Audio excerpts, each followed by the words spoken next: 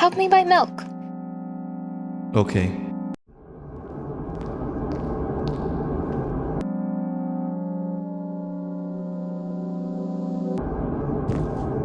I walked down the road to the store and rehearsed my speech.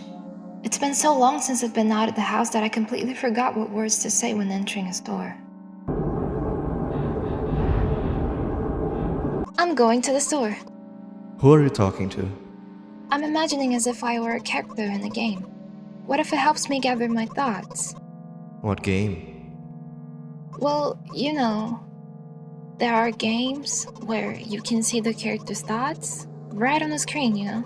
So I thought, if someone is reading my mind, I need to be very focused so I don't blurt out too much. 45, 46, 47, 38, 39, 50. By the way, you've been walking with your left foot on the pavement and your right foot on the grass for a full minute now. What?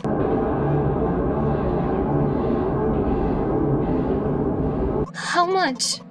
50 steps on the pavement and 51 in the grass. The store is closing. As I enter the store, I turn to the first person I see. Hello, can I...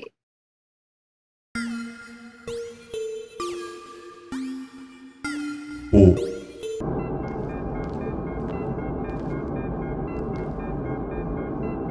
I'm standing by the shelves. On the rack, There are bags of milk. we both stand, and the milk lies? Or maybe Hey, slow down. Do you even remember why you're here? to buy milk. So buy it. Right here? What do you expect me to say? I guess something like, not here? Not here. Take the bag and go to the cash register. I sigh and reach out to take the milk. Or rather, the bag with the milk inside. Or rather, a bag of milk inside a bag. Or rather, a Bag of milk inside a bag of milk. Or rather, a bag of milk inside a bag of milk inside a bag. Or rather, a bag of milk inside a bag of milk inside. Come on. 15 minutes before the store closes. Hurry up.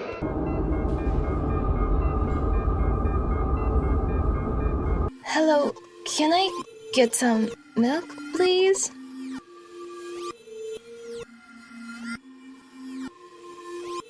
You have it. Ah, Give. Give more. but I don't have anything else. Hey. Pay for the milk. You are pathetic. I want you to die, even more than Mom, though she doesn't even see you as a living creature. To her, you're just a mote of dust that flies around the room aimlessly. I will pretend that I didn't hear that. They hate you. Why? You are stupid and worthless. You're not even capable of going to the store to get milk. I hope Mom throws you out of the window, though even in flight. You think it's just a fun ride.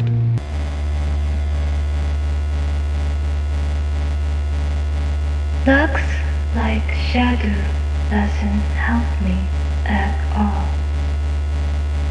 I guess I'll try something else next time.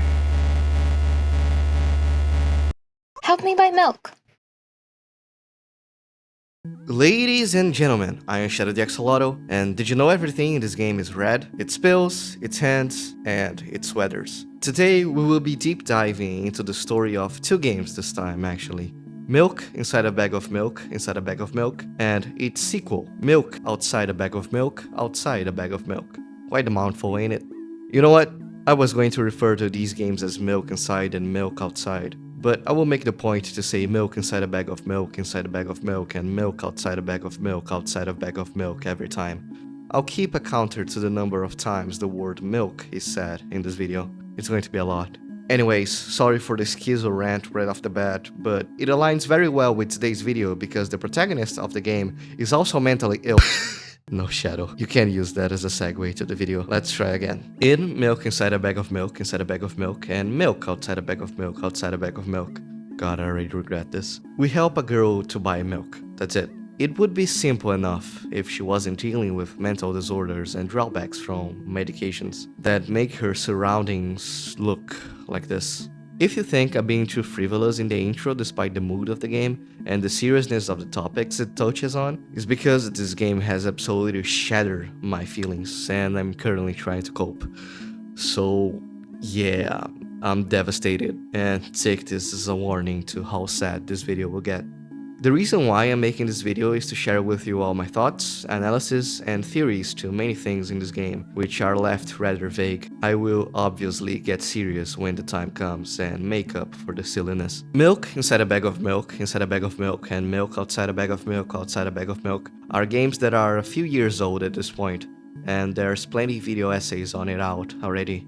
So as always, I'm arriving late to the party, but this has its advantages since I get the chance to talk about all the things I haven't seen anyone talk about yet, and also give you guys my own take on it all. This video will be an in-depth analysis and work both as introduction to people who haven't seen anything about it yet, and a nice recap for those who already know about the game and want a deeper dive. We will be going through the events of the game, and I'll be giving you guys explanations along the way. At the end, there will be a section where I analyze everything in the game overall and give you guys my thoughts on it. Just giving you guys a heads up to look forward to it. I think you will like it. I know it's obvious, but I also must warn you all that today's video will touch on heavy topics, so viewer discretion is advised. Okay, so is everyone ready? Then let's dive head in. The first game of the series is Milk Inside a Bag of Milk Inside a Bag of Milk. It opens up with this screen showing you what looks like a gas station that has a convenience store. It also displays a text, "Help me buy milk," which we reply to, okay. Then we get to write down our name. We'll go with Shadow. I'll be narrating a few scenes and I'll be reading out loud some others through this video because the writing of this game is legitimately amazing, and me just telling you guys what's going on would not make it justice. I walked down the road to the store and rehearsed my speech. It's been so long since I've been out of the house that I completely forgot what words to say when entering a store. I'm going to the store! Who are you talking to? I'm imagining as if I were a character in a game. What if it helps me gather my thoughts? What game? Well, you know, there are games where you can see the character's thoughts right on the screen, you know? So I thought, if someone is reading my mind, I need to be very focused so I don't blurt out too much. Haha. So here we are introduced to the protagonist of the game and the little game she's playing with the voices in her head. It's us. We are the voices. The protagonist remains unnamed throughout both games, but the community calls her Milk-chan, so that's how I'll be referring to her from now on. As we see right from the start, the way she perceives the world around her takes the form of this indistinguishable red mess, indicating clearly that she struggles with some sort of disorder. Seeing the entire world like that makes the simple act of buying milk not so simple. So to order and gather her thoughts, she imagines herself as the protagonist of a visual novel. I'm glad I'm not the only one crazy enough to do that, by the way.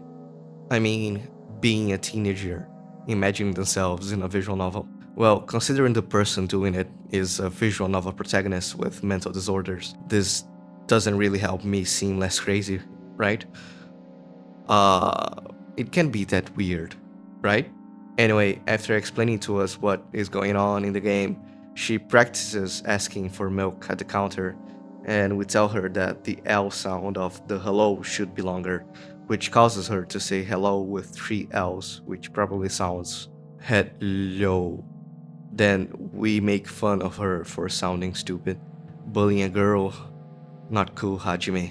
Keep in mind that the player in this game is not a person, but rather the unconscious of Milk-chan speaking through her. I know not everyone is a linguistic thinker, meaning that they do not have an inner monologue in their heads. This doesn't mean they don't think at all. However, they can think through many different ways, such as images or sensations. Being a linguistic thinker doesn't mean you can't picture images in your head either. Most people are a blend of different types of thinking. And now sharing my experience as a linguistic thinker myself, while I can imagine an apple in my head, I mostly think in words.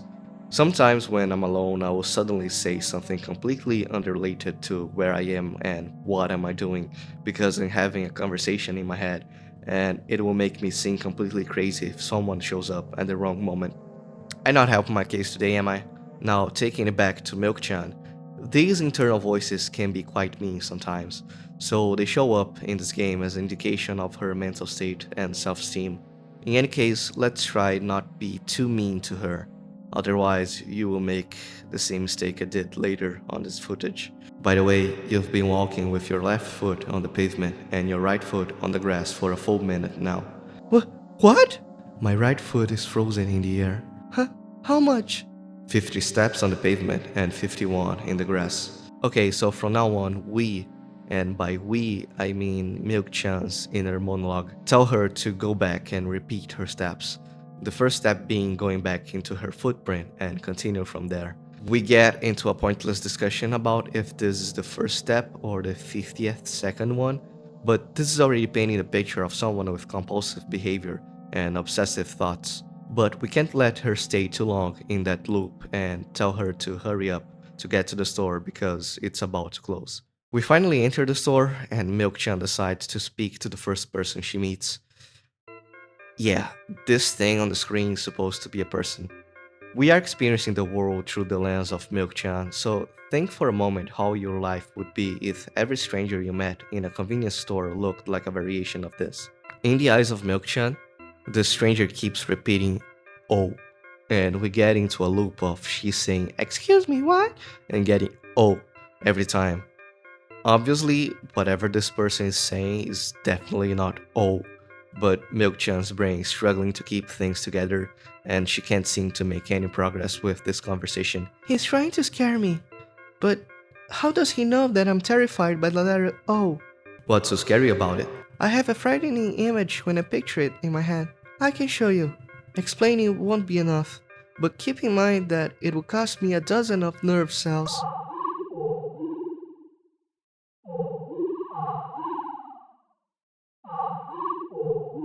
Something like that.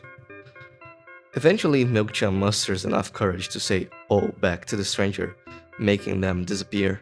It's unclear what is actually going on in this interaction, but it highlights the challenges that Milk-chan faces.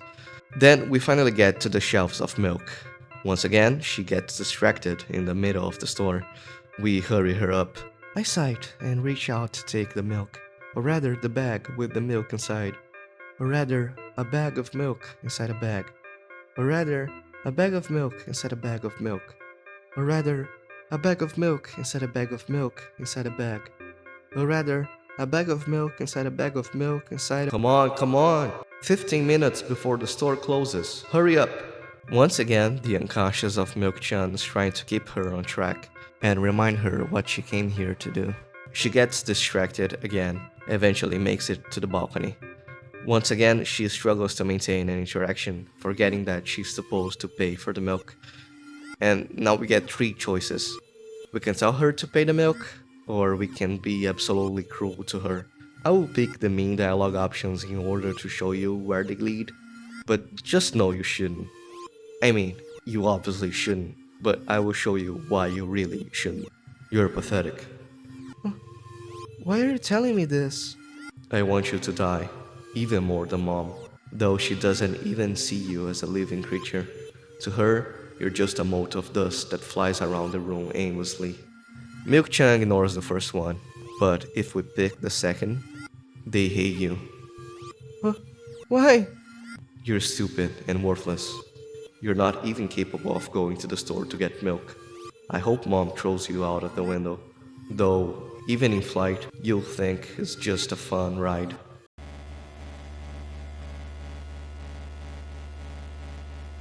Looks like Shadow doesn't help me at all.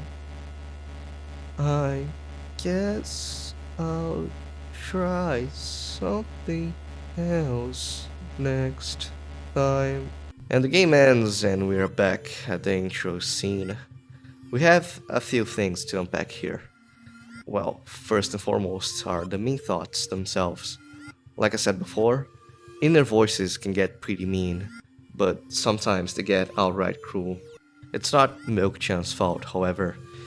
Yes, they are the wrong dialogue option in this game if you want to get to the ending, but the fact that we have the option to choose them at all reveals the kind of burden she's carrying on top of her disorder. In both main options, we get a reference to her mom, and sure enough, we will see in time why. Milk-chan perceives herself as a burden because her mom sees her as one. Having to navigate the world while everything looks like that is sad enough, but being judged for the challenges she faces is just tragedy. Alright, so for the next playthrough, I'll go with Shadow. Shadow is a coward that will say anything to stay alive. We, as Shadow this time, tell her to give the cashier the money, which she does, and say, I quote, "It took 2 days before he nodded contently and put in the cash register." Yeah, as we will see, Milk-chan isn't exactly good with numbers. From now on, we get the milk, or rather, the milk inside a bag of milk inside a bag, and leave the store. Milk-chan once again gets lost in her thoughts when she dodges to her side, when a huge bear rushes past her with a wild screech. Yeah, bear. She says bear. But actually, it was a truck, and she was almost ran over. This girl can't be outside on her own. This goes to show the irresponsible household she's in. We get the option to be mean again, calling her sick. Let's avoid that. Then we get what I think is the best sequence in the game. Milk inside a bag of milk inside a bag of milk is comparably shorter than milk outside a bag of milk outside a bag of milk. So I want to read an info here so you don't miss on the experience. My journey continues.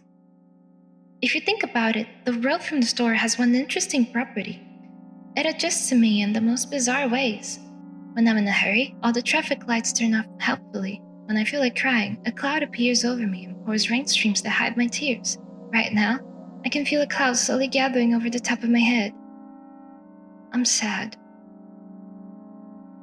Are you sure this is really happening? What else could it be?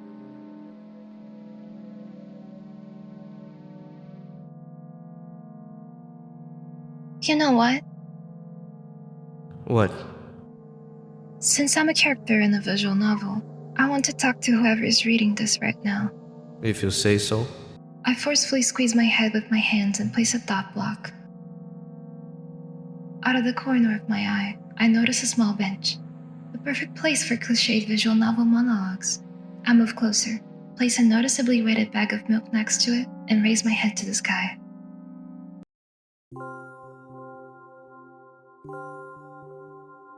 Listen, I'm a little embarrassed. I realize that I'm going crazy. The medications are becoming less and less effective, so ultimately, things will happen painlessly, I hope. Do you know what I'm talking about? No. Well, I'm not really surprised. I must be nothing like the model protagonist at all, huh? To be honest, I haven't read many visual novels. Sometimes I regret it because now it costs me a lot of effort just to distinguish between letters and words.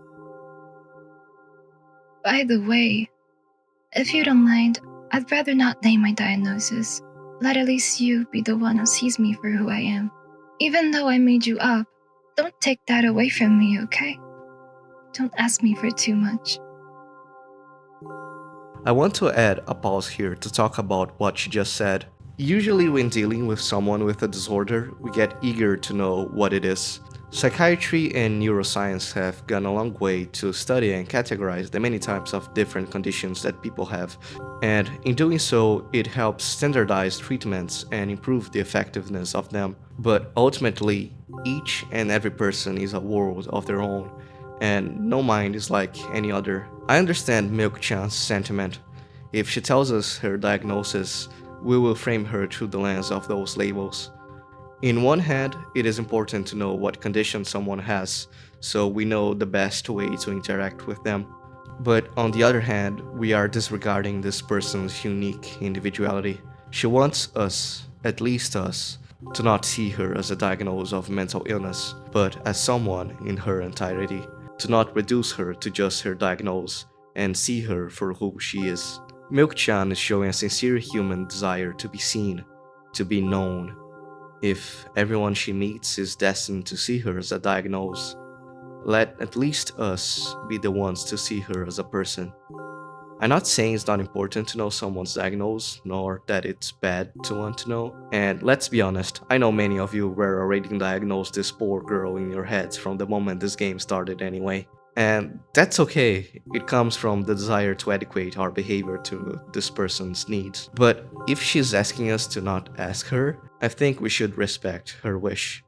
Throughout both games, we never get confirmed any of her disorders, so even if you can tell apart some of them, out of respect for her, I won't be calling them out loud.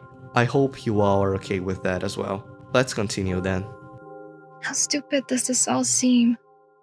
From the very beginning, you've been following me, reading my delusional thoughts, hearing my silly conversations. I must seem crazy and weird to you. What is it like to see the world through my eyes? Ever since something happened, all I see is red. Red blood everywhere. No, don't worry about me. I got used to it a long time ago. Admittedly, I'd even forgotten what other colors look like. Remember this line well. This will come back later in the video. Come on. Those monsters from the store, they didn't scare me at all. After all, I know they won't hurt me. Sometimes, I think that they themselves are afraid of me. Can you imagine that? By the way, if you want to ask me what happened, please don't. Promise? I can't promise her that. We might not pry further into her diagnosis, but I still want to learn what happened to her. No. Promise me! Of course, you couldn't help but ask. In the end, I'm just talking to myself. Sooner or later, I would have brought it up. So you're really that interested in what happened to me? I won't waste time. What do you see? Corpse. Right. This is my dad. Some of his parts, at least. We do have a very difficult family. But despite all the problems, I never would have thought. Sorry, I shouldn't have raised my voice. Anyway, he jumped out the window and died. This is my last memory. Then, a long gap. With this, we learn that what caused her to see the world in this deformed red mess was the death of her father by throwing himself out of the window. In the first game, we don't know much what led her father to do such a thing, nor how it caused her to only see the color red everywhere. But the second game will delve deeper into the mystery, giving us more pieces to fit the puzzle.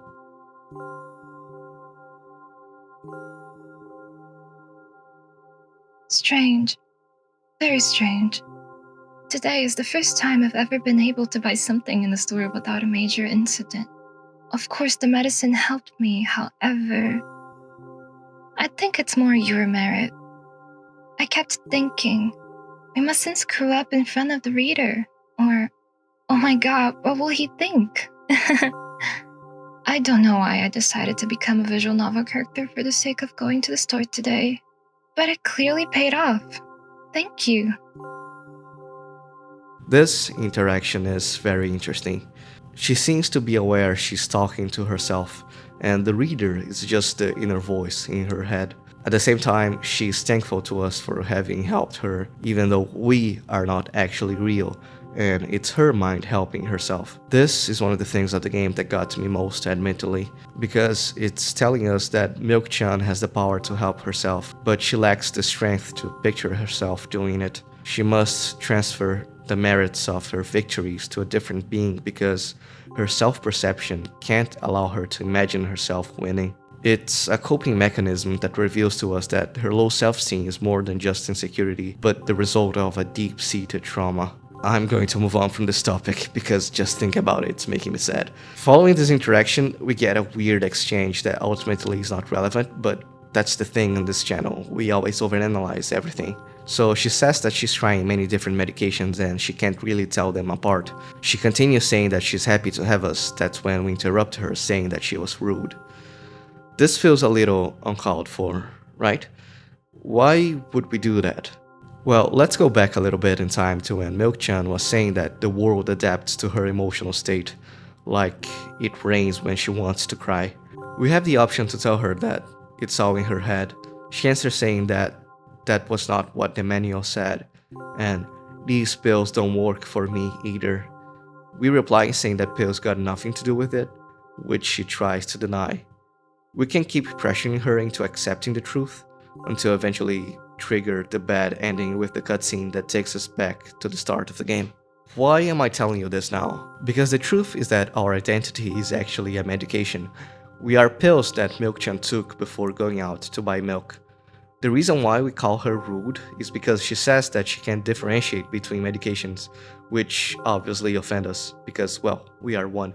In Milk Inside a Bag of Milk Inside a Bag of Milk, we are hinted at this, but in Milk Outside a Bag of Milk Outside a Bag of Milk, this is basically confirmed. The reason why she says that next time she tries something else in the bad ending is because she's picking a different medication. The name we choose at the start is the name of the medicine. Not gonna lie, I wouldn't personally recommend popping a pill that's named Shadow, but whatever. Back to the present, we hurry her home. She climbs the stairs and mentions she can feel the effects of the medication going off. And according to her, when she's under the effects of medications, unpleasant melodies mix with the sound of the world around her, creating a terrible dissonance. So this is one reason for her not wanting to take her medication and will become relevant in a future scene. She takes a turn and goes to her apartment. That's when we meet.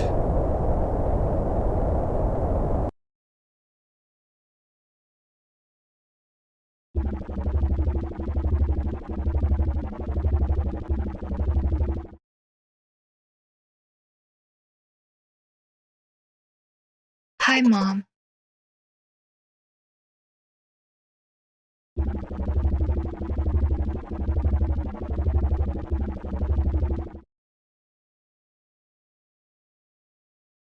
Yes, Mom.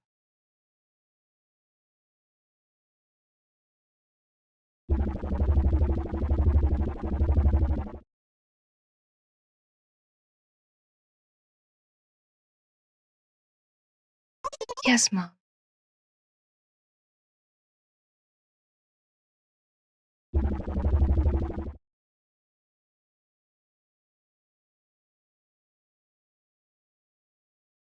Yes, Mom.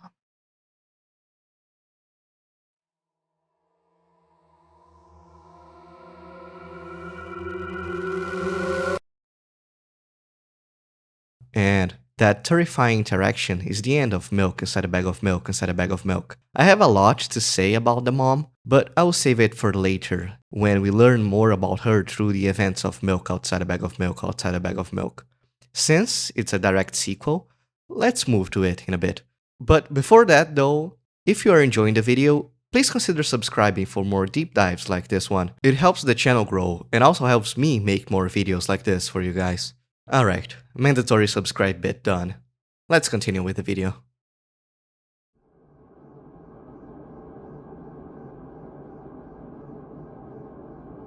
The game begins with an opening animated cutscene. We can see that it's depicting the events of Milk Inside a Bag of Milk Inside a Bag of Milk from a perspective different of Milk-chan, as we can clearly see shapes and colors other than red. We now also have visuals for her as well. We see her going to the store, buying milk, going home, sitting on a bench and talking with her inner voice. It works as a recap of the previous game and an introduction for those who haven't played it. It also goes to show the massive difference in scope of those two games, as Milk Outside Bag of Milk Outside a Bag of Milk takes significantly much longer to finish and has more mechanics. Eventually we see her climbing the stairs and meeting her mom. That's when the game begins for real.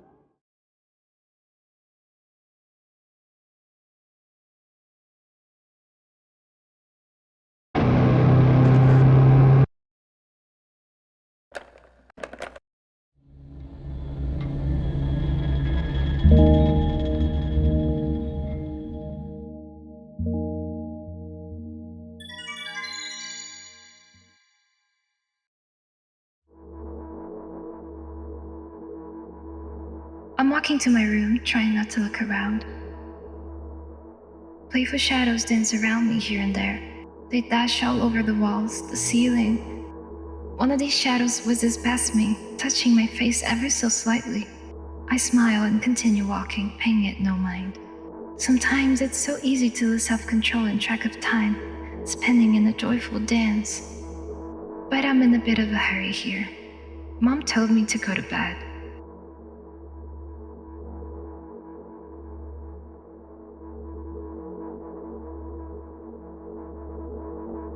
I walk past the kitchen on the way to my room. The door is shut, but I can still feel the chilling air coming from the other side. My first thought is that there's a living corpse blowing into the keyhole, laughing mockingly. That's so silly. I'm absolutely sure we have no corpses in our kitchen. I know for sure that we've never had any corpses in our kitchen. I'm absolutely sure of that.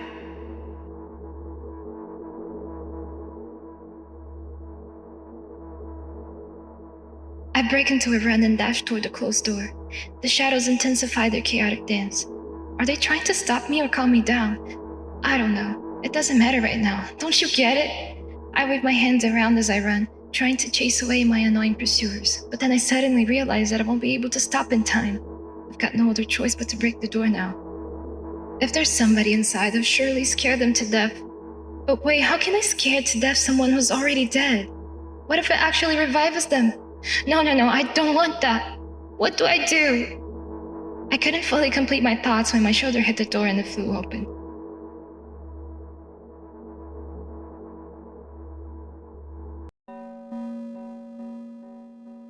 As I expected, there was no living corpse inside, but there was a bag of milk I bought today sitting right in the middle of the table, watching me with its unblinking eyes.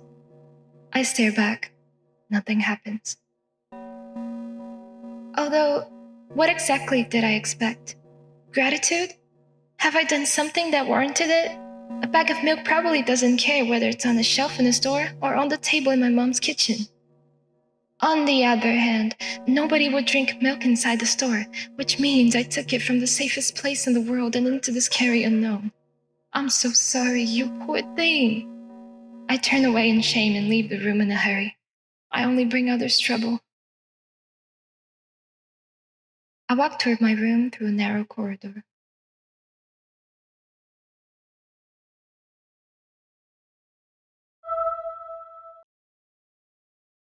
I meet a familiar formless creature at the door. It locks me in its clutches and starts sniffing every inch of my body, like a hungry dog. I'm not struggling. I know it's useless. Just stay silent and endure its tight grip that stops me from moving.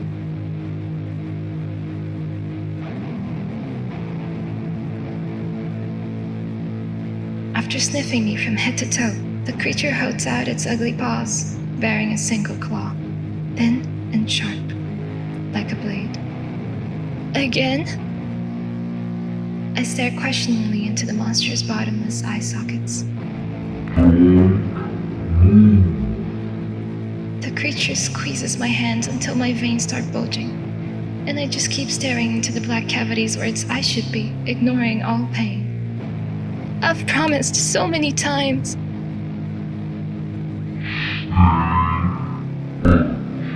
The moment it says that, its claw pierces my arm. I don't feel anything other than the barely discernible crawling under my skin and the ring of tightly sprung sinews.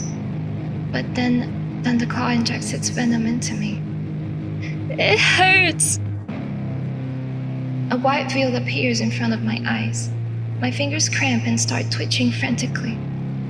I lose control over my body and slowly slide to the floor, just like last time. But why do I feel so hot?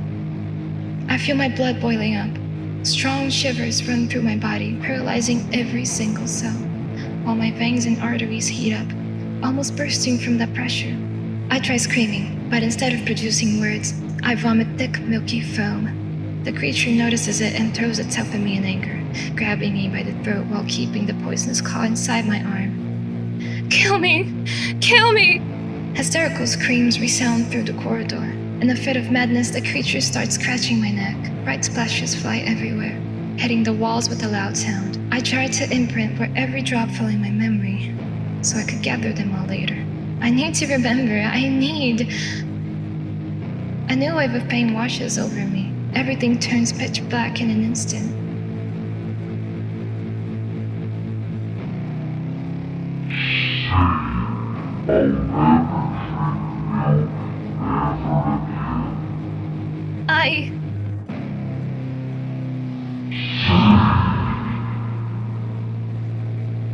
I'll never drink milk ever again.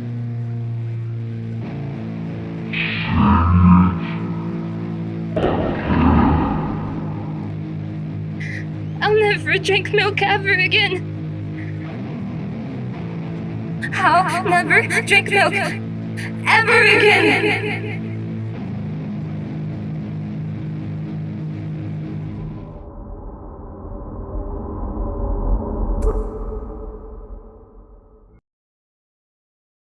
Okay, that was a lot, so let's break it down. Obviously, what we see on the screen and what's actually going on aren't the same things, right? We are following the world through the lens of Milk-chan and how she experiences things. But we can try to analyze the events to unravel what happened and how it got twisted in the way we just saw. Now, the events of Milk outside a bag of milk outside a bag of milk are a direct sequence to the events of Milk inside a bag of milk inside a bag of milk. Literally. Milk-chan's mom just told her to go to her bedroom in the first game, and that's what she's doing in the second one. Now, we begin with Milk-chan feeling shadows creeping over her. It's unclear if she's literally perceiving shadows surrounding her, or it's just an artistic representation of her emotional state. Pause. Let's have a conversation about this. While there are many cases of people with schizophrenia reporting to have sensory hallucinations to the point they can hear, see, and feel shadows or figures around them, this doesn't necessarily mean to be a diagnosis of schizophrenia. To be diagnosed with schizophrenia, the patient must relate having psychotic symptoms for months. On the other hand, considering the number of hallucinations the protagonist narrates through the story, and I'm talking more than just the visual stuff on the screen, like when she speaks about confusing a truck for a bear, for example. And we also have the option to tell her that the hallucination she's having has nothing to do with the pills she's taking. So, taking this all into account, I don't think it would be far-fetched to say that she has schizophrenia. I know what you might be thinking. Wait a second, Shadow. Didn't you just say you wouldn't name her disorders? And yes, but that takes me to another point far more important, in my opinion: representation. Schizophrenia is more than a diagnosis. It is a lived experience for many. And I know that for many, Milk-chan's struggles are relatable. So I wouldn't blame nor discourage anyone who has a disorder to see Milk-chan and see themselves in her and believe she's going through the same thing. What I'm trying to say is, who am I to tell them they're wrong in doing that, you know? The game never named any disorder, so even if sometimes it's pretty on the nose, there's an artistic reason to never say it. And I think it's precisely to let each person relate to Milk-chan in their own unique way. So sure, I said schizophrenia, but I'm not saying she has it, nor am I saying she has it not. You get what I'm trying to say, right? I don't want to take away from the people who relate to Milk-chan this opportunity to feel seen and understood through a relatable character. And I also don't want to impose my own interpretations on her, because for one, she never specifies anything. Two, I'm not a psychiatrist or a specialist in the topic. And three, I'm not the author. She's not my character.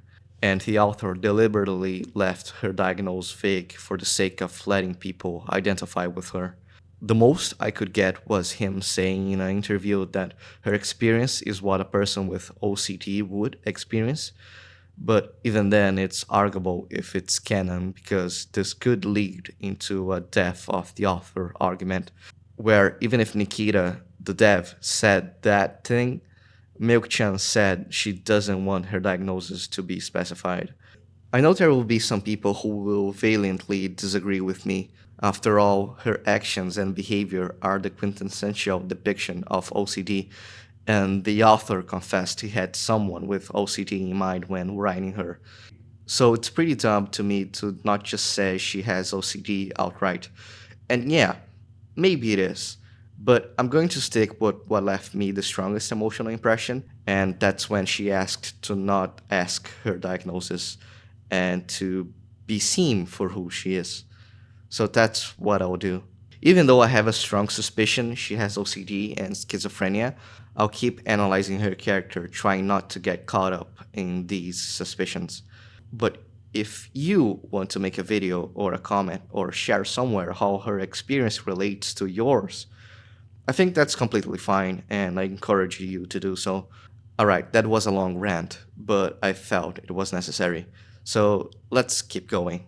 By the way, this is a little off script, but I was checking the fun wiki of the game, and there's a paragraph that's literally called Possible Mental Illnesses. Man, I know I missed the hype of this game since it's already like 4 years old at this point, maybe 5 by the time this video come out. But just from that, I know it in my bones that the Discord community of this game is just an endless discussion of how many different disorders they can attach to Milk-chan. This bad girl can fit so many mental illnesses in her. Oh god. Now, what happens next in the story is that she has to go through the kitchen to get in her bedroom, while she's fighting the paranoia of having shadows and corpses in her house. When she makes it to the kitchen, she finds a bag of milk she bought from the store, standing on top of a table. Now, the text doesn't specify it directly, but Milk-chan actually drinks the milk before going to her bedroom. It's implied through the text. That's when she's stopped by her mother, the creepy monster that injects venom into her. Now, through this interaction, we learn that actually Milk-chan has lactose intolerance and can't drink milk. We can then assume that the venom that the mother is injecting into Milk-chan is actually epinephrine or EpiPen. Now, I never had to take epinephrine myself, so I don't know how it feels like. However, by the vivid description of Milk-chan, I can probably guess it doesn't feel very awesome. I mean, it's essentially a shot of adrenaline, which in itself activates a fight or flight response, so no wonder Milk-chan's afraid of it. What's more curious is why Milk-chan drank the milk even though she's allergic, and even though she knew that her mom would inject venom into her veins. I have a few theories to why that's the case, but we have to wait a bit longer before I can wrap it up. Now, the game after that skips to Milk-chan brushing her teeth and following the necessary steps to go to sleep. We learn something very important for the endings of the game. That is, she used to love dreaming, but eventually the dreams stopped coming. Then we have a transition to her medications, which, as we can see, are many. But she doesn't take them right away. Instead, she takes her time to watch them, play with them, and eventually discard them. She goes through this process for half an hour, studying every pill until she finds a reason to not swallow it. She makes up her own imaginary medicine instead, one that she pretends that will heal her. She mentions different body parts: neck, hand, head, heart, stomach, eyes. So we learn that she's dealing with chronic pain. Not all of her medications are for whatever is happening in her head, but taking so many pills is having side effects on her that she's not looking forward to say the least. Now, she's feeling pretty lonely and wants to talk to someone, which is understandable, but since she's got no one, she pops another shadow, whatever the name you gave to the medicine in the first game. That's when we have the option to speak with her again. How can I describe this interaction? I'd say it's a friendly banter. We are mean to her, but never too mean, and she pushes back also a little bit.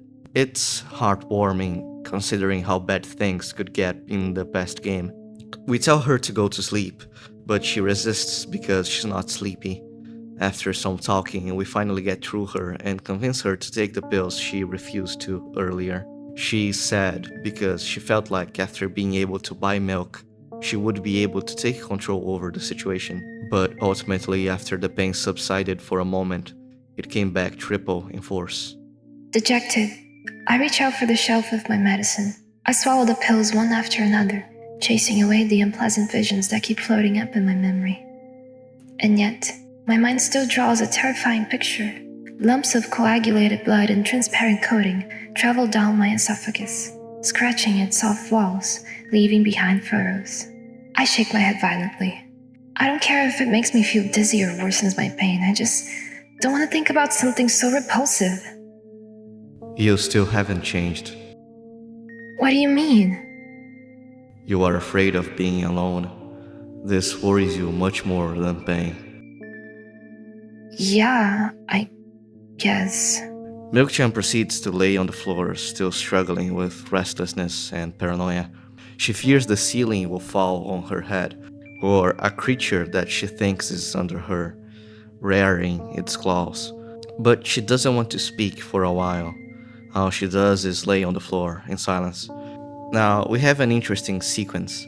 She is struggling to have coherent thoughts, so she decides to picture them as fireflies. But it still doesn't help, and they just keep swarming above her. Eventually, she gets fed up with it, screams, and gets up. Following this, we have an interaction where we say that unstable behavior makes her look bad. But it's okay because snapping at someone is normal if you have a reason. We say that she'll improve eventually. It's like we are encouraging her in a rather roundabout way. You heard it again. What do you mean? Never mind. And I've changed my mind anyway. Please don't stay silent for this long anymore. I'm having a hard time without your help. Now, following this, we are forced to help Milk-chan gather her thoughts, even though the clock just hit midnight. She gets restless when she's thinking about something. I guess I can relate. I'd be almost falling asleep when I have the sudden urge to know what's the average life expectancy of a parrot. It's 8 to 15 years for small ones and 25 to 50 for large ones. You don't have to thank me. Now, we ask her what she was thinking while lying on the floor. She answers saying that we were supposed to know, but the thing is that we don't. We can tell her that we don't know or stay silent. This is a trigger for one of the endings of this game, and yes, we have multiple. Whether we tell her we have no idea what she was thinking or stay silent will determine what endings we will be able to get from now on. In my first playthrough, I told her I didn't know what she was thinking and asked her to tell me. That's when we get this sequence.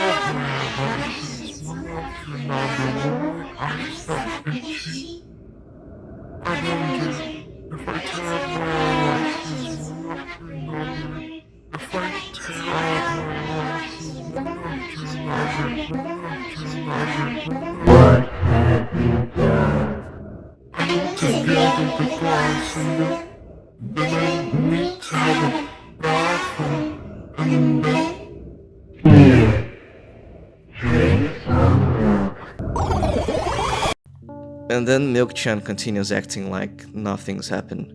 This in the game is known as the first death. Now, to understand what just happened here and what the first death is, we are missing crucial information.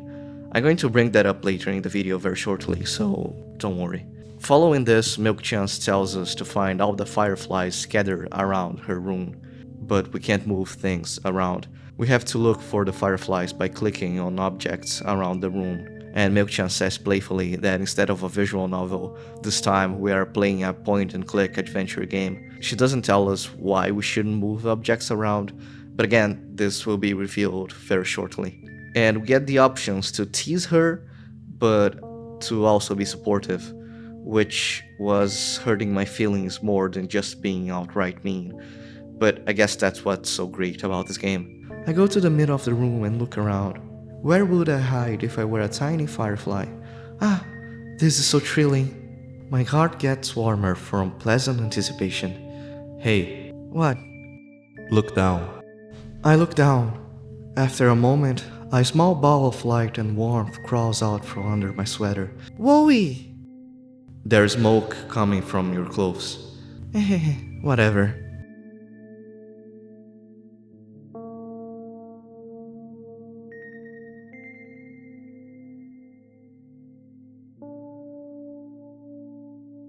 I grab the firefly. It's pleasantly scorching to the touch. I put it on my shoulder. I'm sorry, little guy. Time to come home now.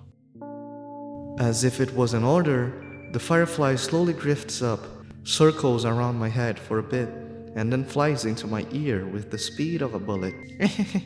It tickles. One down. Let's look for the others. Yeah.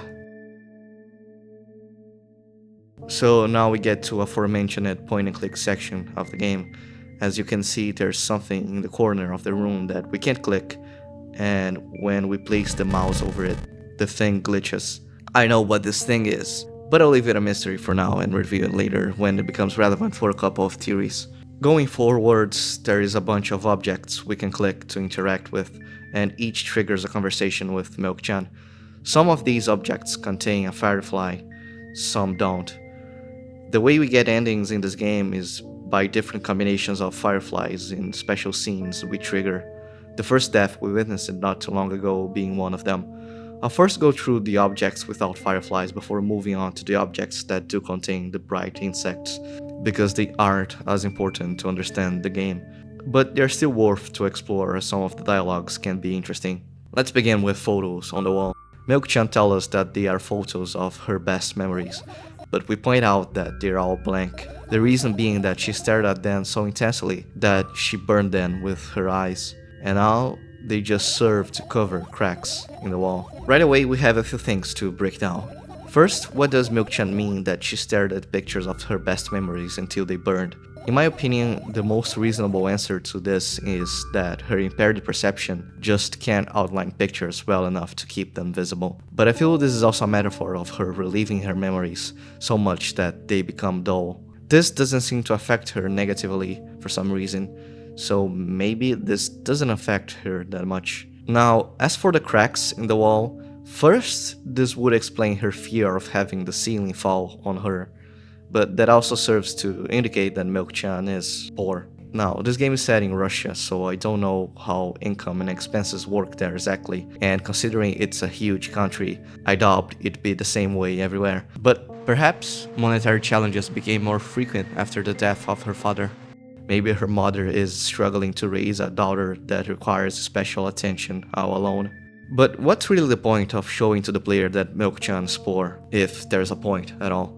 Well, I fear it's an indication that her psychiatric treatment is also of poor quality. The truth of the matter is that bad professionals exist in every occupation, and mental health is not exempted.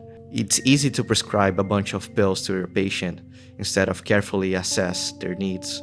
Therapy sessions can be hard to afford to some families, so in some situations, patients get a suboptimal treatment.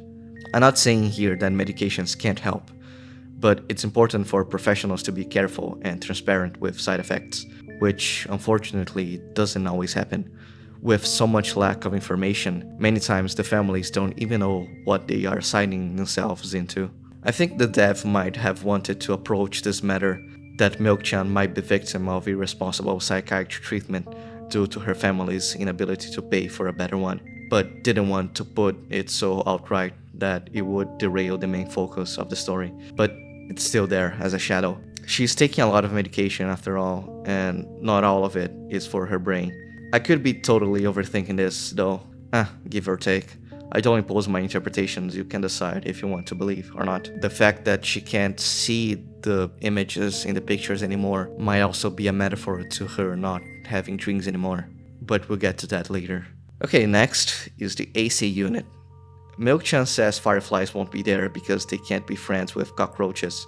And there are cockroaches hiding there because previously in the story we told her to try to imagine her thoughts as something small and swarming, like cockroaches. They turned into fireflies later, but cockroaches don't disappear easily, so they're hiding inside the AC. Kinda disgusting, but whatever.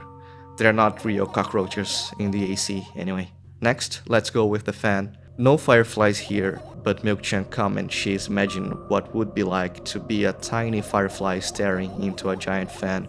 Then she thinks that the fan is like an inmate because it's inside a cage and tied by a cable. Next is the vent. She comments it's not easy to get out here. That's it.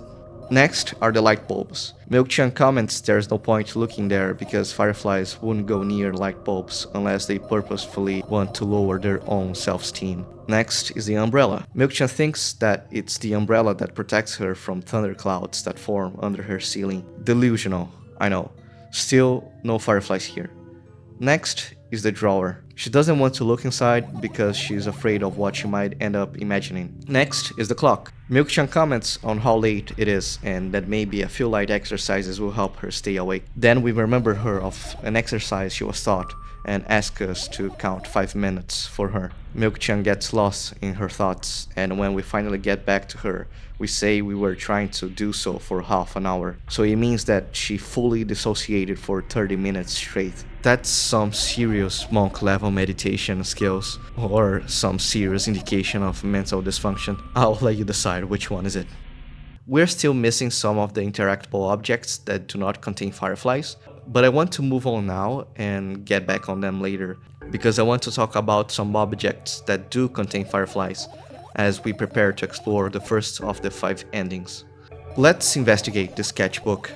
First thing Milk-chan points out about it is how half of the pages are blank, which means she has years of use of it left. We ask her why she draws so rarely, and we get an explanation that's because if she runs out of pages, she'll have to take a bus to the stationery store to buy a new one. And yeah, maybe that's not a good idea. We suggest that she ask her mom to buy a new sketchbook for her, but she plays dumb and avoids our inquiry. Considering their situation, asking her mom to buy a new sketchbook would probably make her mad, and she doesn't want to deal with that. Milk-chan doesn't show us any drawings, and when wind breaks into the room and causes the pages to rustle, she closes her eyes in panic. Once the rustling stops, she knows that the book is open on the first page, and for some reason, she really doesn't want to look at it. It takes some effort to convince her to open her eyes, but eventually she does and see that the book is open in the middle, not the first page. Eventually the wind blows again. Everything that is in the past should stay in the past, she says. We keep encouraging her to open her eyes. That is when she spots a firefly that flies upward and enters her ear. Why exactly she was so reluctant to see her own drawings isn't clear. Perhaps they remind her of memories she wants to forget, and we encouraging her to face them as perhaps they are not so scaring is, well, what we are doing throughout this entire game. Right. Now we have everything we need to see the first ending. The idea of her not being able to buy a new sketchbook is what I think connects with this ending. To properly be able to finish the game, we still need to get 2 more fireflies. But if I show you the other dialogues now, it would just make things confusing. So in order to make things more clear, I'll skip those for now and bring them once they become relevant. I've managed to gather my thoughts, but something still worries me. On the other hand, I wasn't supposed to be happy anyway. Why not? If I lose something and then find it, it's just going back to the starting point. No changes at all. A zero sum. And happiness is always about being positive, right? You shouldn't think too much. It hurts you. After this interaction, we get to tell her to go to the balcony to get some fresh air before sleeping. This triggers another set of interesting scenes, but we'll save them for another ending.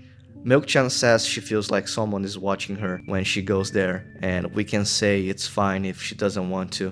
What you're going to do? What's with this silly question? I'm going to sleep, of course, hoping that tomorrow will only come after a year or a decade. Imagine myself to be outside my mortal shell, but at the same time still being me. Ridiculous, like milk outside a bag of milk. And yet, Milk-chan says to us then that she's not going to take the pills that let us talk to her, meaning this is the last time we'll see her. In a way, it's sad because this is a goodbye. On the other, we aren't really a person in this game, so her not taking the pills that represent us anymore just means she'll try to manage without them. But before our final goodbye, she has one last thing to ask of us. But, of course, she's too scared to tell us, as she fears something bad will happen if she does. This goes back and forth until she crawls into her sleeping bag. I'm sad because the dreams just won't come anymore. You won't believe me if I tell you how I dealt with it at first. Of course I'll believe you. I know, it was a joke. Well, anyway, I washed my face, brushed my teeth, lied down, and started imagining that I'm watching a dream. I didn't sleep at all, of course, and always looked sleepy in the morning. After a week of insomnia, I started feeling weird and seeing things. Letters floating in the air, strange silhouettes that appeared in the most unexpected places, bulging eyes with trembling pale pupils. It was scary, you know. Then one day I almost died. I just collapsed in the middle of the room and couldn't move for a while. And then silhouettes, letters, and eyes were hanging over me and hissing. It was horrible. And well-deserved, I guess. It felt like I was caught on the biggest lie in the world. Yes, it felt exactly like that. After that, I stopped. But the silhouettes, letters, and eyes stayed here. I guess they like this place. They always follow when I'm awake, peeping at me. And I'm kinda scared of them and can't even argue with them. But today...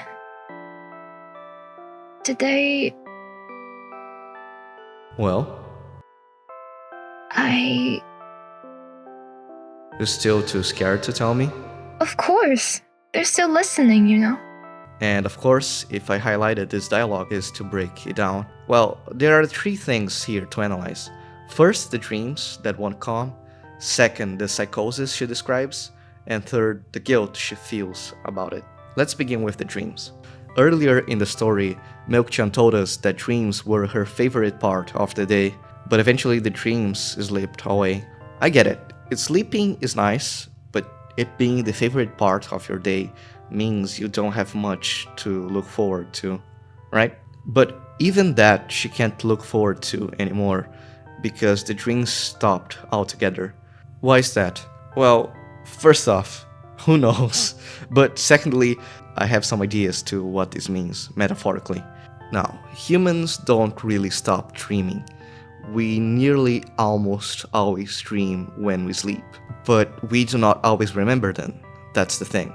I looked up researches on this topic, and there's indication that people who experience schizophrenia recall less of their dreams. Emotional flatness, which is a common side effect of antipsychotics, can also affect the ability to recall memories. And we know that after Milk-chan's dad died, there is a long gap in her memory. So what does this all mean? It means the dev did his homework, and Milk-chan's experience aligns with lived experiences of people struggling with psychosis. She's not dreaming anymore, but experiencing these visions are a sign of her unconscious thoughts becoming intrusive instead of being explored in a safe way through her dreams. And perhaps this is because Milk-chan is avoiding addressing them herself. And don't take it from me, as she literally says, "I've blurted out way too much today. A lot of stuff I'd want to forget forever." I don't blame you. But was that really necessary? Next, let's talk about her psychotic experiences. Well, we learned that they began after she experienced hallucinations when struggling with insomnia. And after she collapsed from exhaustion, they never stopped. Let's talk about genetics and mental health a little bit. This is a big topic in the game, and we'll be doing some groundwork for another ending with this. Yes, mental disorders can be inherited, and for example, in the case of schizophrenia, it's also highly inheritable, meaning that parents with the set of genes that can trigger schizophrenia have a high chance of producing offspring with those same genes. But does it mean that everyone who inherits the set of genes that triggers schizophrenia will also experience it? No, most people with the risk genes actually never develop it. This is something known as epigenetics, when experiences and environment can turn genes on or off without changing the DNA sequence. So, what I believe happened is that the insomniac episode, coupled with the trauma of the death of her father, were the triggers to her psychotic symptoms. We could probably trace it chronologically speaking. The trauma made her stop dreaming, which led to the insomnia, which led to the psychosis. But even if it's not in that order, we can at least say safely that those things are at least relevant to her current condition. Again, the dev did his homework. Finally, let's address the guilt. When Milk-chan says, "It was horrible, and well deserved, I guess," she's displaying a coping mechanism of moral interpretation. Essentially, the human mind has the psychological need to find meaning in everything. And what happens is that since there's no clear reason to why Milk-chan went through such horrible experience, she turns that meaning into guilt by thinking that maybe she deserved to go through it because of something she did. And if she can't point to a specific action, then she projects the guilt inwards. If something bad happened to her, it has to be because she's a bad person. This part feels too damn personal, god damn it. I think this is why this game is so great, by the way. It's so relatable and people will identify themselves with it in many different ways. The reasons I find this game relatable won't be the same reasons you do, and that goes to show this game has a lot of depth. Before I get too soppy with the self-guilt topic, I'm gonna leave it later for a long rant I have planned by the end of this video. For now, let's move on with the story. Since Milk-chan is scared to tell us what was that last thing she wanted to ask us, we tell her to use her hands to gesture what it is, and we find out that she wanted to tell us to tell her a bedtime story, though we don't know how to do it. We sort of just ignore her request and tell her to close her eyes and sleep. And then a dream sequence starts. All endings in this game are different dreams Milk-chan has, and perhaps this is our bedtime story for her.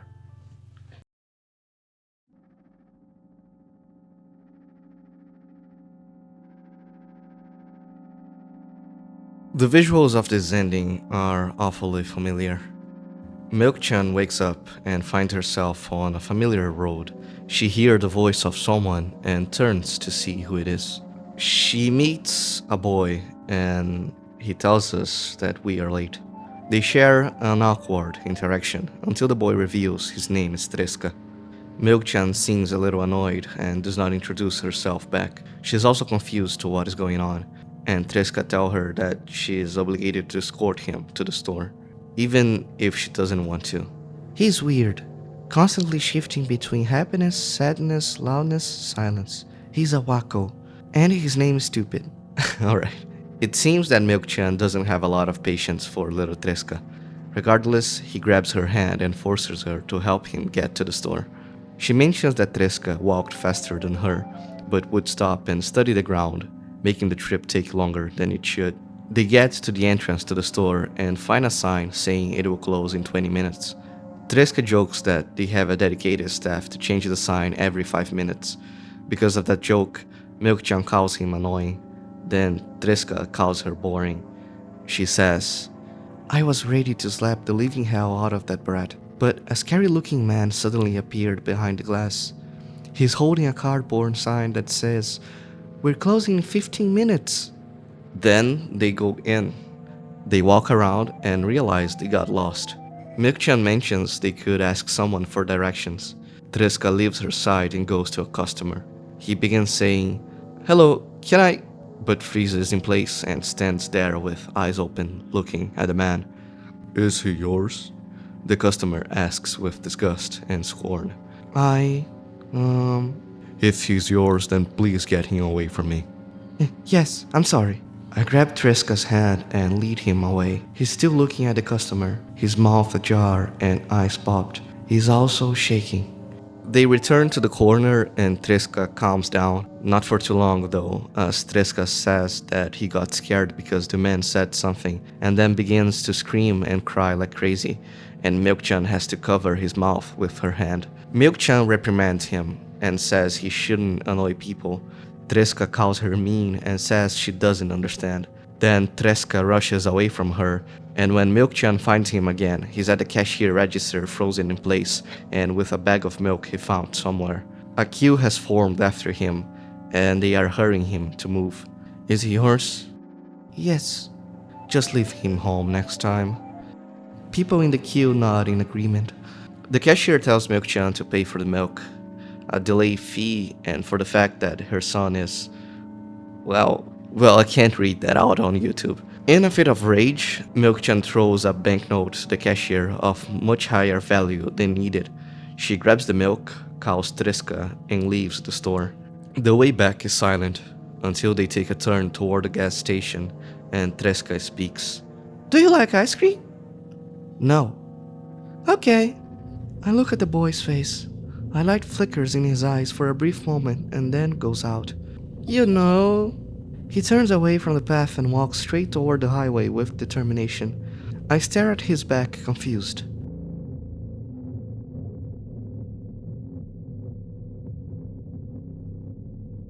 It seems like you're not helping me at all. A new playful light flickers in Treska's eyes.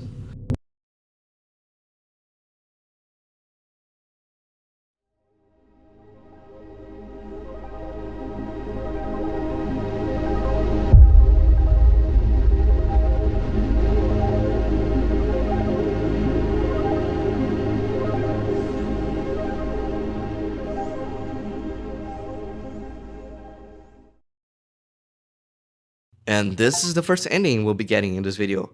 Like I said previously, each ending is a different dream, and every time Milk-chan wakes up crying. So let's break down this ending, shall we? In my opinion, this is the most straightforward dream, but there are a few things to highlight. This dream is an obvious reference to the first game, milk inside a bag of milk inside a bag of milk. But Milk-chan takes the role of helping someone buying milk instead of being the one helped. Milk-chan is very mean to Treska, as we can see, and there are a few ways to interpret this. I think this dream serves as a paradigm shift for Milk-chan. She's usually the one being victim of judgment and lack of understanding, but in this ending she becomes one of the perpetrators. And I think this goes in two ways, externally and internally.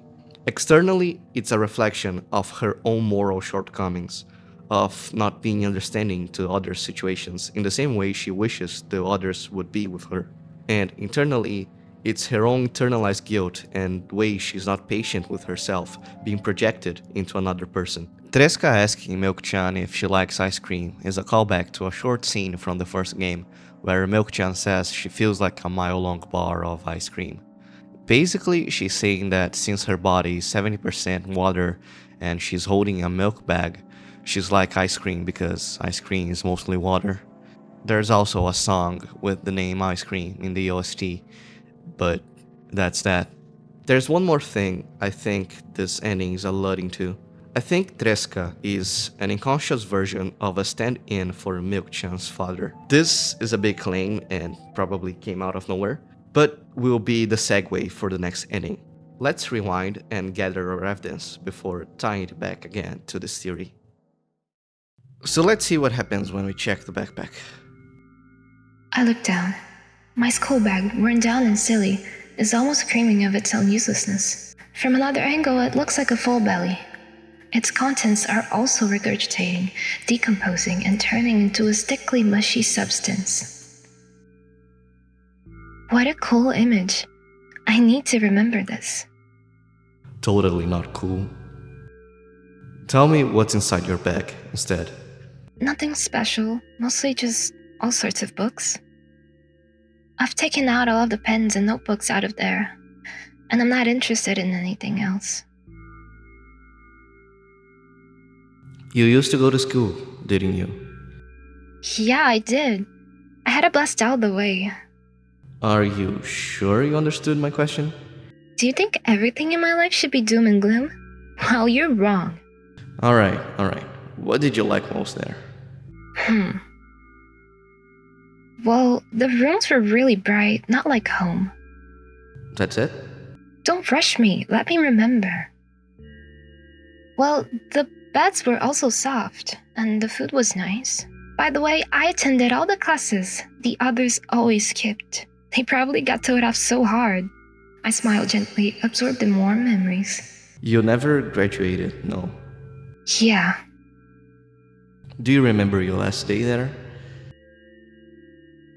it was a normal day. Dad picked me up earlier than usual. He told me that I'm already too old for the school curriculum. I also realized that some time ago. The tasks were way too easy. Then we got into the car and went home. Mom greeted us there, we had dinner and went to our rooms. And what happened there? I don't remember. And does it even matter? Tell me about it again. Is your memory that bad? Please. Oh, fine. That day, Dad picked me up from school earlier, explaining to me that I need to grow up. It's not like I could completely grasp what he meant. Either way, I didn't resist. We got into the car and went home. Mom greeted us there. We had dinner together and went to our separate rooms. Satisfied? Tell me about it again. Dad dragged me out of the school building while I was scratching and biting. The teachers didn't interfere. That scene was ordinary for them. Who knows what the little brat has done? Then he pushed me into the car and we drove home in complete silence. Mom greeted us there, we had dinner together, and went to our separate rooms. Please, let's not discuss this further. No, you tell me again.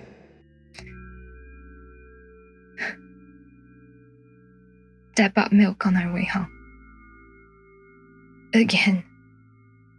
I hate milk so much. Mom was not home. Again. I hate Mom so much. What happened next? Suddenly, I feel someone's eyes on my back. Knowing that these moments should never ever be ignored, I turn around. But there's nothing there. What happened next? Everything that happened next happened after something that led to everything that happened after what had happened. There's a lot to unpack here, and I genuinely mean a lot. Something happened in Milk-chan's last day on school, and she doesn't really want to talk about it. Before I break this down, let's see what else happens. Following this interaction, we have Milk-chan almost kicking her back, but refraining from doing so. She explains that, if I move even an inch, the whole picture will collapse and I'll go blind. It has already happened countless times. What do you mean, you go blind? I've spent months memorizing the location of every item in my room. That's why I can see them so clearly and vividly. She explains why we are looking for fireflies around the room, but can't move objects from their place. Then she sees a firefly crawling out from her bag towards her. She comments how this one is kinda sad. Let's interact with another object too, the plants in the shelf. Milk-chan comments how maybe there are fireflies there, as insects like pollinating and stuff, but we point out how those plants are long dead. We ask her why she doesn't throw them out, but we already know the answer, why. Right, as promised, let's break down one of the biggest mysteries in this game. Let's go back to the first death scene. This scene has different backgrounds it can display, and they are randomized every time. The first one I got, and the one I showed you, was this one. Now, I know it's hard to make out what it is just by appearance, but an educated guess of this one in specific, judging by the two figures, seem to be Milk-chan and her mother. There's another one, and to me, this looks like what Milk-chan talked about during the backpack dialogue. Milk-chan's father picking her up from school and driving home in a complete silence. There are others, including this terrifying one, which I believe to be Milk-chan's mother. But back to inside the car, I think the showing here is no accident, as I believe those two things, her last day at school and the first death, are connected. I'll reconstruct the events in the order I think happened, and I'll use the dialogue as supporting evidence. It all begins when Milk-chan's father goes to her school. He tells her that she's too old for the school curriculum, that she needs to grow up. We can safely assume that Milk-chan wasn't going to a regular school, but rather to a special education one. Milk-chan mentions that there were beds there, which I don't think is a common thing in Russia. I mean, I know some Russian schools teach kids how to assemble Kalashnikovs, but providing beds ain't so sure. She also mentions how other kids always skip classes, which make they seem like they're not mandatory. So Milk-chan's too old for her current school, and her father tells her she needs to move on. She throws a tantrum as she mentions that she was scratching and biting. So her father dragged her out by force, and the teachers didn't interfere, as it was probably a recurring thing. On the way home, her father brought milk, and her mother wasn't home. Now, do you remember those glitching boxes we can't click? It's widely assumed that those are milk bags. These being in Milk-chan's room, considering her lactose intolerance, means one thing. She was under something called immunotherapy treatment. It's a type of treatment that desensitizes the immune system's response by gradual exposure. She was made to drink a bit of milk every day in order to develop tolerance to it. Now, here it is when things take a dark turn. While Milk-chan's mother was away, her father made her drink the milk, but not the usual safe amounts. Just pay attention to the first death dialogue options. Did you drink the milk? Did he bring milk? And we have Milk-chan having a collapse of sorts. Additionally, we have this. Someone is strangling Milk-chan. So what I think happened is Milk-chan threw another tantrum while she was forced to drink milk for treatment, as it was something unpleasant. Her father lost his temper as he was already stressed by what happened at school and tried to take a life. Now, we know that Milk-chan's father took his own life by jumping out of the window, so I assume he did this out of guilt for what he tried to do. Milk-chan's mother then arrives and saves her daughter, but it was too late for her husband. This is my interpretation for what the first death and the last day of school are. The gist of it, at least. Now, I know this is very dark, and I don't really want to dwell on this for too long. And we can finally explore the second ending, I Look Down. So that's exactly what we'll do.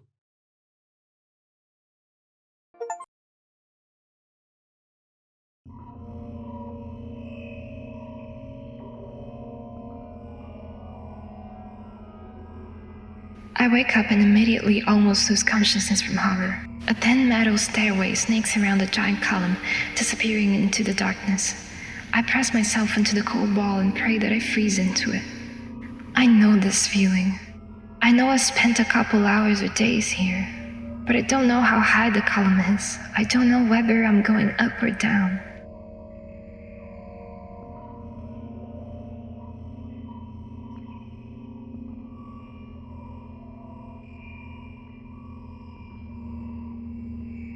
A billion pounds of concrete and a million miles of emptiness. It's impossible to stay sane when you're near cosmic numbers like that, looking at them, touching them. Even thinking of them makes me feel unimaginable horror. It was just a matter of time before my short term here will end. My mind will melt and my body will turn to dust. The wall's coarse surface scratches my face. The steps under my feet hum from the wind, eager to escape the concrete's clutches and dive into the abyss along with me. But I'll stay here. I'll stay here without going anywhere.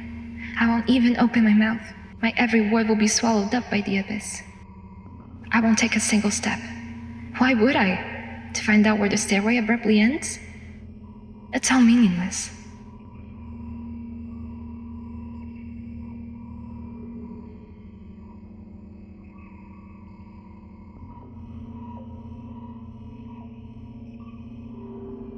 Many units of time pass, but I'm still unmoving. My whole body is trembling, but then I realize it's the whole space around me that is trembling. It can't wait to destroy me. Maybe I should gather my will and at least turn my head? That thought doesn't stay in my head for long. It's turned out with inhuman force. Unaware of what's about to happen, I slowly turn my whole body with a squeak. No, this is not what I wanted. Don't!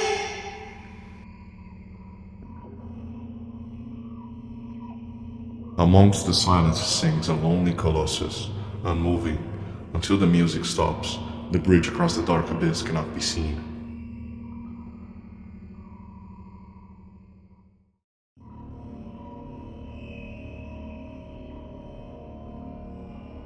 Oppressive, thick, sticky air drives itself into my ears, silencing my thoughts with a haphazard string of words while I watch the scene before me unfold.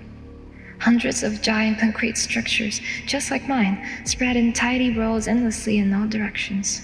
Stairways wrap around them like vines. There, at the end of this world, there's a person smiling. This world still exists, but all that makes it both exist and not. I tried to erect a mind block, but to no avail. My brain is already at the mercy of the super creature. A moment passes and I realize that my body doesn't belong to me either anymore.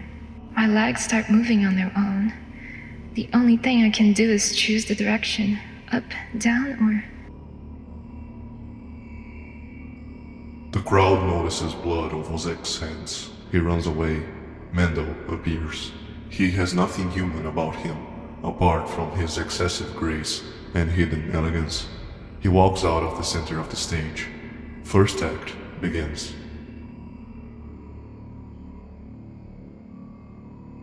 Foreign thoughts become even more incoherent. There's less and less space for my own. Do you feel the connection to your body clearly, or does it still cause confusion and fear? If you've been living through that fear a lot recently, how did it manifest exactly? Answer honestly. Don't hide anything.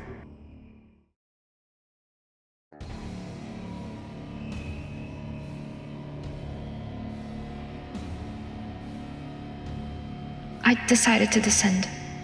Descend. You can have a sneaking suspicion that something is wrong, because your path has changed. Maybe you started talking in a wrong way, or made some sort of mistake. If so, start getting used to your new life. Try creating imagery that wouldn't steal the feeling that everything is as it should be, and, with time, it will create a new order inside you. I don't doubt that you're going through some hard times, but you have to make sacrifices. Grow up. Only then, you will be able to obtain the meaning of life. Do you get it? Try that if you find it important. Every passing day is a precious gift. If you share a piece of this gift with the world even once, it will seem like a speck of dust. Do you get it? No, I'm sorry. I won't get that, Dad. Do you get it? Do you get it? Do you get it? Yes, even you get it. When you notice how people look at themselves in the mirror, when you look at your own reflection and realize that it exists in reality, do you understand how exactly it exists? That was our second inning. Now, after all of this, you're probably thinking, Shadow, what the And yeah, I'll give you guys my interpretation, but I can't promise it will be 100% accurate. So, Milk-chan dreams to being some sort of giant pillar with a spiral stairway circling it. She's greeted by what she called a super creature. She notices that her pillar is just one of hundreds that look just like hers. And the super creature thing starts talking to her. Let's begin by breaking down one of the super creature's quotes. The crowd notices blood on Vozek's hands. He runs away. Mendel appears. He has nothing human about him, apart from his excessive grace and hidden elegance. He walks out of the center of the stage. First act begins. It's good when media mentions other media like that, because 9 out of 10 times it will be the answer for what's going on.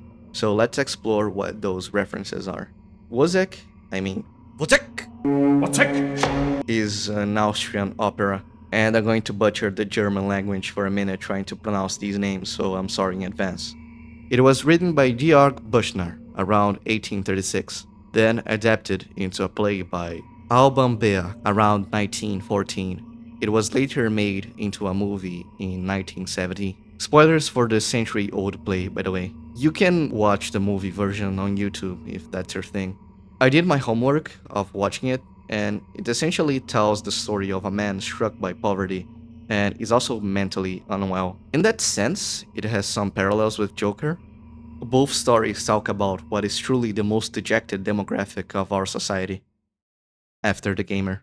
Vozek is a soldier that gets constantly abused and bullied by his peers. His doctor uses him for medical experiments. He starts having hallucinations with the end of the world and apocalypse. On the second act, his wife cheats on him with the drum major, which also takes his time to bully. And in anguish, he lures his wife to a pond and takes her life with a knife. On a tavern, they notice the blood on Vozek's hand, and he returns to the crime scene looking to hide the knife. He hallucinates about blood everywhere and drowns himself in the pond. Vozek is considered not a villain, but a tragic figure vulnerable and exploited by the society around him. The play ends with the kids telling the son of Ozek about the death of his mother, which he seems to not care and keeps hopping and playing with his hobby horse. This scene leaves quite the impression, and the idea is that the cycle will repeat itself, and the child will go through the same struggle as his father. So, where does Mendel fit in all of this? Well, Mendel is certainly not a character in the opera, so most likely it's talking about Gregor Mendel, the man who discovered heredity. You know, that boring thing you learned in biology classes and probably forgot already. I most certainly did. Now, we all know there's this thing called DNA that carries the genes and all, but back then, learning about genes was a big discovery. So, with those two figures, Vozek and Mendel, I think this ending, this dream, is talking about the heredity of mental illnesses and the cycles thereof. At the beginning of the dream, Milk-chan is on this scary column all by herself. Then she realizes that there's more than just one column, and the sheer magnitude of this freezes her. She learns about the existence of a super creature supervising all of it. So each pillar represents a life. You can think of the spiraling stairs as a DNA strand, perhaps. And the super creature is likely the representation of the unfathomable complexity that governs existence itself. Milk-chan is going through the most metal existential crisis of all time, it seems. And she's realizing that the struggles she goes through, other people have gone before her, and other people will go through in the future. She's the thing experiencing the huge stairway amidst a sea of countless other things experiencing their own stairway. Now, finally tying it back to the previous ending, that's why I said Tresca is a representation of Milk-chan's father. With the hereditary discourse going on, and considering the ending of Milk-chan's father's life, I don't think it's too far-fetched to say that he also struggled with mental illnesses himself. And if that's the case, I think both of these endings are much more cathartic than they might seem at first glance. Because, yeah, this is a dream, and dreams are messages of the unconscious. And if the message that Milk-chan is getting is that her father also struggled the same way she did, it sets groundwork for understanding. Understanding why he was not perfect. Understanding that his attack was a moment of weakness instead of deliberate hatred. And perhaps eventually finding the strength to forgive him and move on. But also to forgive herself, as she's also imperfect and will surely make many mistakes in her life. The super creature doesn't seem hostile either. It's scary, sure, but it acts also like a therapist trying to guide Milk-chan. Again, you can interpret this ending in many different ways, but for me, it's a momentary dissolvement of the self and a step into maturity. It's realizing that people hurt other people, and she's not exempted from this cycle, but they don't always do it out of malice. And maybe she'll come to learn that while the world is a harsh place, we are never truly alone in our struggle. And even if we hurt each other, our desire to connect is stronger. I honestly see these endings in a mostly positive light, not out of naive optimism, but as necessary steps in the path of healing.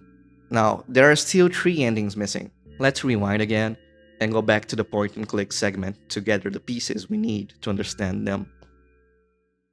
Let's inspect an item that does not contain any fireflies before exploring the important piece for puzzling this next ending. This item shall be the sleeping bag. Milk-chan talks about how comfortable it is and how no living creature would resist it. Milk-chan almost falls asleep, thinking how amazing her sleeping bag is, but we wake her up. She comments how late it is, but her thoughts don't put her to sleep, but instead keep her awake. I can relate to that. Alright, let's inspect the laptop. The laptop is the big important item for the next ending. When we inspect it, Milk-chan comments how it is getting dust as she hasn't used it in years. She is afraid of it. We convince her to tell us why, and she tells a story. One of her parents decided to place it here because they had nowhere better to. And sure enough, she spent her days on it. From gaming to drawing to 3D modeling and engineering calculator, whatever that means. She tells that she used to enjoy it a lot before entering the web. We ask her what's wrong about it, and she begins repeating this analogy of being a hamster that she keeps repeating without getting anywhere. And by this point, we know that's what she does when she tries to avoid a subject. Then we get two dialogue options. One that makes her move on from the subject, and the other is you end up returning to that subject anyway. This is important to choose to get the next ending. She proceeds to continue with the hamster analogy before losing the track of what she was trying to say. Luckily, she moves on and tells that she had many friends online, 317 to be precise.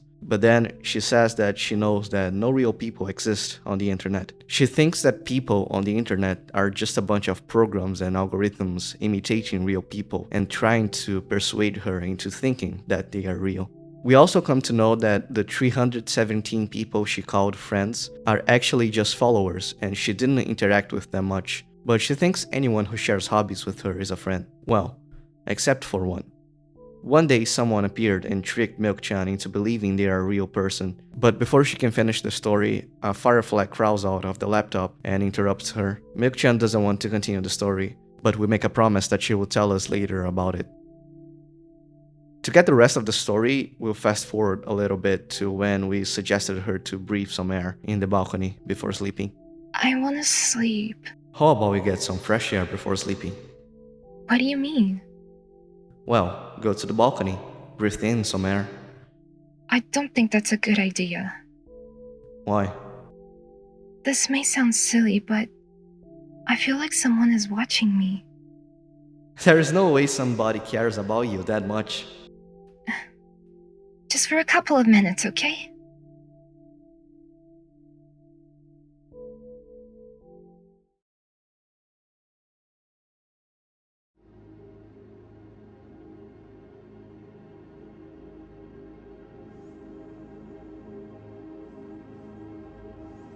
My apartment building looks like a bottomless cooking pot, but instead of soot, it has hundreds of concrete and metal boxes on its walls. There are lights on in the windows. There are muffled voices coming from the inside. The howling wind spirals up and splits into hundreds of independent streams. Seems like it wants to be heard by every person living here. It must be so lonely, living in endless silence. Your apartment building is pretty weird, isn't it? I could see the horizon from my window before, and the building grew for miles in both directions. I guess at some point it circled around and closed on itself. Nothing unusual about that. How do you feel? I definitely feel. Sometimes that's more than enough. Still, you're anxious, aren't you? Of course. Moreover, I'm completely terrified. Was it that obvious? You're looking in every direction, but not up. This... I've already told you, haven't I? About what? Small stuff. Can small stuff make you terrified? It's hard to explain. I climbed the metal railing and let my legs hang down. I sneak short glances at the abyss from time to time. It replies with angry cold breath. That's how we interact, like old friends.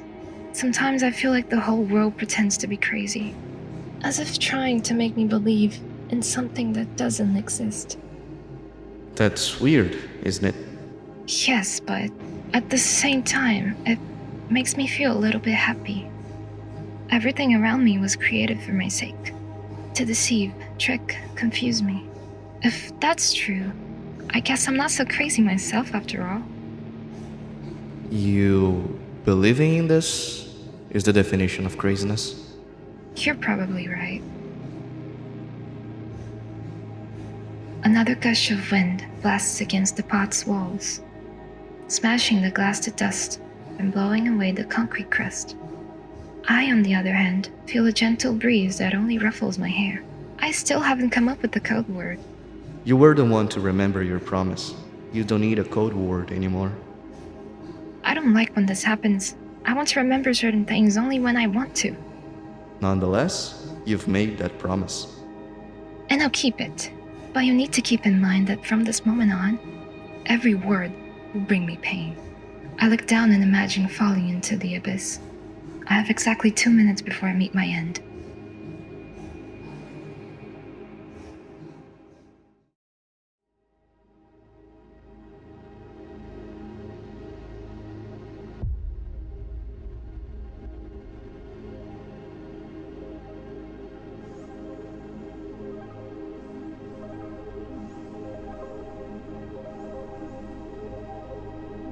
a friend online. My best friend. Even though the combination of letters he used instead of his name wasn't that cool. Well, the combination of pixels he had instead of his photo was also boring and unattractive. This is so strange and wrong. Breaking the rules of being online? Why was he doing that? Maybe his code was a few lines short? I don't quite get what you mean. I could tell you about those rules. You can find them anywhere, but I'm smart, so I figured them out myself. Although, I'm not sure I should divulge them. Why? When I try to say what I think out loud, I tend to make mistakes. If I make just a single one, everything that comes after contradicts my thoughts, and I end up with the opposite position. And I don't want that. According to that logic, it'd be better for you to keep your mouth shut forever. Yeah, that's my dream. Keep my mouth shut, never get up from bed, never see or hear anything. Just dream on and on. Oh, why is everything so terrible? Don't get distracted. So what was that about your friend? My friend? Ah, yes. He was brazen enough to... Come on, gather your thoughts. He somehow made me believe that he was real. He kept describing someone else's life to me in detail, as if it was him. And he expected me to do the same. And then I told him everything about myself, without hiding a single thing. I grit my teeth. The wind whips my face without mercy. It slices my skin into uneven stripes, as if it's a piece of thin cloth. He knew more about me than anybody else in the world. You know why he did? Yes. Sending an army of bots to harass me was probably fun. And what's most important, it was a win-win situation. They spawn here and there, simple bits of code that are effortless to run. No wonder the algorithm assigns that pattern more often than the others from the list.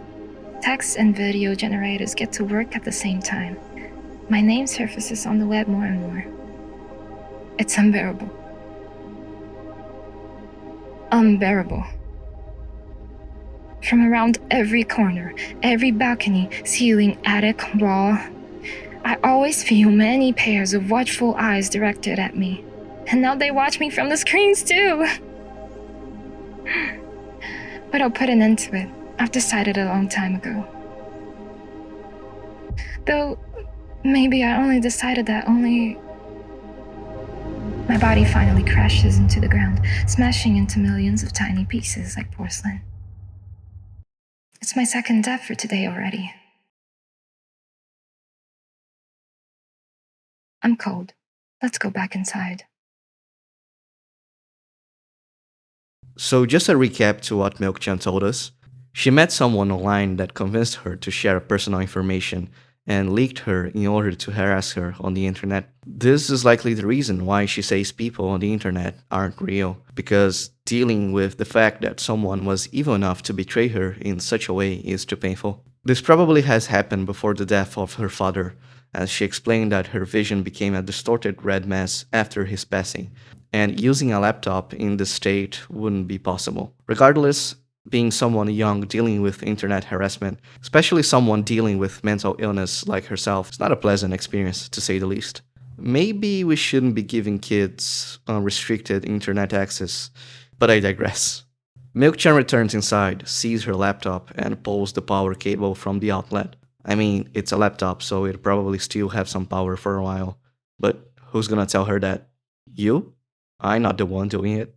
Right, so after this, we get the same sequence of her getting into her sleeping bag before getting a dream. So let's check what the dream will be.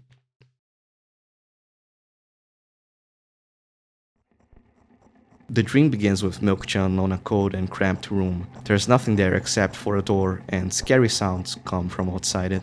She's wondering what's outside when a roar comes from the other side of the door. She stands up and hears another sound. This time squeaks come from the ceiling. She tries to reach the ceiling, but it goes up and disappears. A few hours pass and she starts running frantically from one wall to another. The walls move away from her, leaving only the door in the endless darkness. Without a choice, She moves towards the door, but as she does, the door moves away from her as well. She tries to pounce on the door in order to grab it, but she falls and curses the door. She keeps screaming because she's afraid of the silence. Then a voice comes from the door. She screams louder and louder until her throat hurts, just to keep in touch with that other person. She rushes towards the door. She runs for over 10 minutes, but the door keeps moving away at the same speed. She gathers her strength for a final push in order to overcome the door and falls again, flat on her face this time. I dive face first onto the ground with ridiculous speed. I slide at least 30 more feet like that thanks to inertia, leaving behind a bloody trail.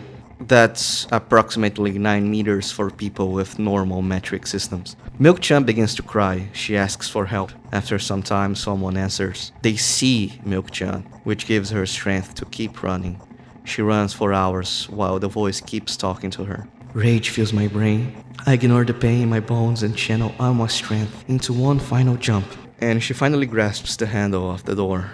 The light from outside her blinds her, and the ground under her disappears, making her fall. Next, she wakes up, stands, and when she looks around, she sees a field of grass stretching around her. Then she falls into the grass again. She hears an echo from far away. Maybe a wolf, maybe someone else. The echo gets closer and closer.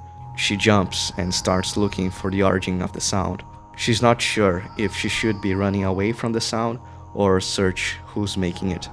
She decides to look for it. She hears a loud, painful scream, and it makes her scared. Far away, she spots someone. She is sure the sound is coming from them. Milk-chan tries to talk with them, but no reply except from weird sounds.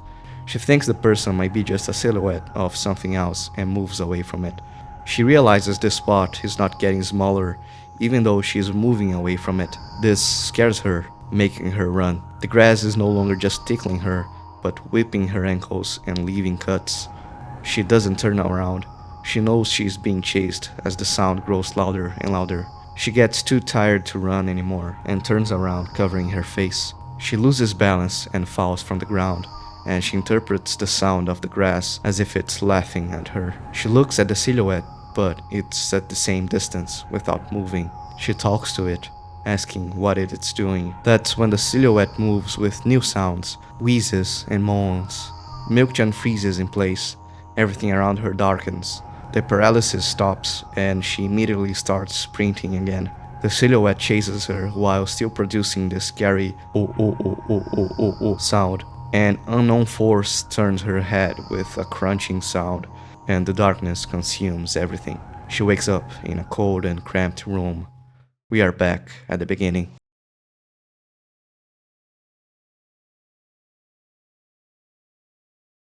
So, what did that dream meant?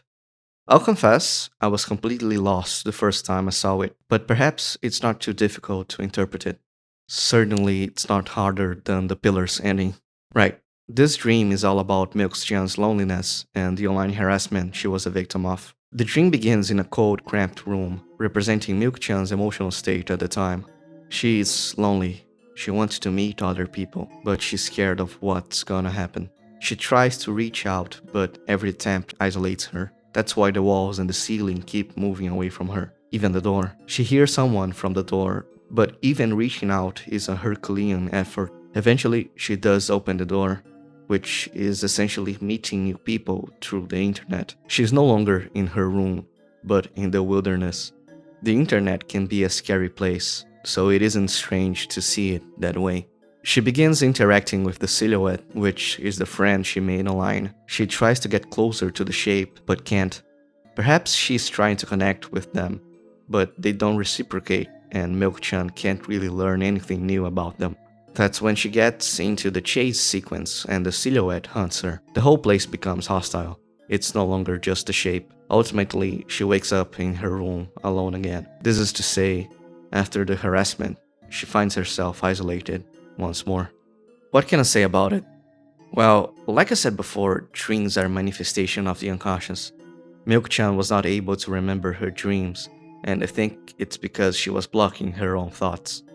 The fact that she dreams about something means that she's open to think about things that were haunting her, and facing them is the first step to overcome them. So Milk-chan realizes that she's lonely and that her last attempt to reach out didn't end up well. Maybe this is an opportunity to be open, to try again, and hopefully things will go better this time around. We all know online harassment sucks, so I won't dabble on it any more than that. But loneliness is something the human brain wasn't really meant to deal with. It's getting harder to meet new people outside of screens, but it's important to have offline friends too. Hopefully Milk-chan will overcome these challenges in the future and be able to build healthy relationships. But that's the thing about this game, we can't know. It's open-ended, after all. We're only missing 2 endings now, and a couple of items to examine. Instead of showing one item with no fireflies and one item with one, like I did previously, I'll show every item that's missing except for one, which is a smartphone on the ground that is a requirement for the ending after this one. The reason why I'll show everything now is because I think some of the items are relevant, or at least make sense for a particular ending. So that completely subjective order was the reason why I chose them. So maybe not that subjective. But the next items don't have big revelations like the previous ones, as we will see. But instead of yapping, why don't I show you what they are? Cabinet. We can click on an upper cabinet and Milk-chan inspects it by saying how it's so tall it's at least 300 feet off the floor. That's 90 meters for people with normal metric systems. Is there a mental condition or something that makes you bad with gauging distances? Or is Milk-chan just that spatially impaired? Anyway, we learned that this cabinet is not hers to use and her mother stores stuff inside it. Then she proceeds to throw a rant on how much she doesn't care. We get it, girl. Alright. Toothbrush. We can inspect it, but Milk-chan will say that fireflies will never get in them, as they know about personal hygiene, according to her, that is. Waste bin. There's pill packaging, notebook pages, and garbage. She says that fireflies wouldn't hide in trash, so we move on. Radios. There isn't just one, but a bunch of different radios in her room, for some reason. Why does she need that many radios? Seriously. But if we interact with them, they will produce those haunting sounds. The sad part is realizing that to other people they probably sound just fine, like music or some broadcast. But Milk-chan has a hard time discerning the sounds that come out of them, and this noise is all she can hear. Now, we will finally inspect the 2 items with fireflies remaining. First, our notes to the wall. Milk-chan mentions how there are numbers on them, and how it's the only kind of information she can take without trouble. Written on them are dosages and side effects of the medications she's taking. The handwriting isn't hers, it's her mom's. A firefly comes out from behind them and enters Milk-chan's ear.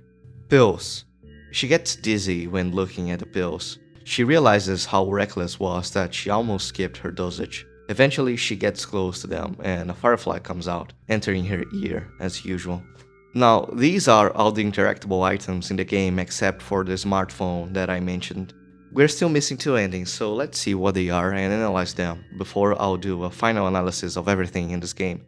As usual, Milk-chan goes to sleep and has a dream.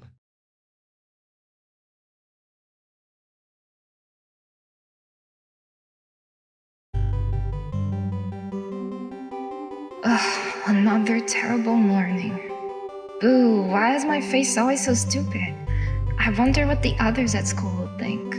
Well, it's not that I care too much, I just don't want to be branded as a loser on my first day. Cheer up. There's nothing wrong with looking different. That's not what defines you after all. Hey, hurry up. Yes, Mom.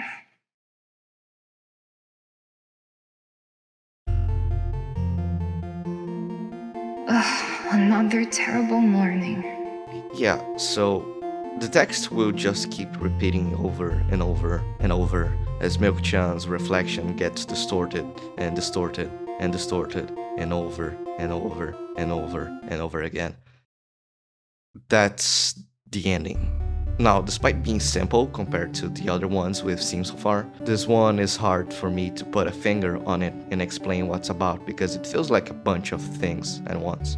Well, the colors and shapes are normal, and the dreams seem to be depicting an ordinary morning of Milk-chan's first day at school. But that in itself is weird considering her condition. Then we have different appearances that the reflection of Milk-chan takes on, and not much else to this ending. I'll give my take of what I think this is about, but I'll be upfront and admit I'm not 100% sure, and I'd like you to share your interpretations of this stream in the comments as well, if you have something interesting to say. I think this ending is a representation of Milk-chan's fear of never being able to fit in with the rest of her colleagues. The feeling that she's so inherently different from others that even if she tries to rationalize that difference out as not being that big of a deal, it still is inescapable. And considering the colors are normal instead of shades of red, perhaps it is an imagination of after she recovers from her condition. Even after becoming more normal, she still is an odd one. So yeah, I think the ending is basically her unconscious confirming her fears that she's different, that this difference is not just external, and she has to contend with this fact. I don't think any ending is considered good or bad. I think there's both in all endings, this one included. So even if it sounds depressing, like she's fated to be the weird kid, I still think there's a lot of wiggle room in that. Just because you're weird, just because you can't fit in, doesn't mean that this is a flaw on you. And that doesn't mean you will never meet people who can relate with you, you know? Setting expectations is important, and realizing that, yeah, people at school will think I'm weird, can help you be ready for when that moment comes. So that's my take for this ending. This is the only ending remaining, and to unlock it, we have to click on the smartphone laying on the ground. I've been talking over most of the endings, but even though this is a long one, I want to read it out loud entirely. The writing is too good, and just telling you what's happening on the screen wouldn't do it justice, so please bear with me. Alright, here we go.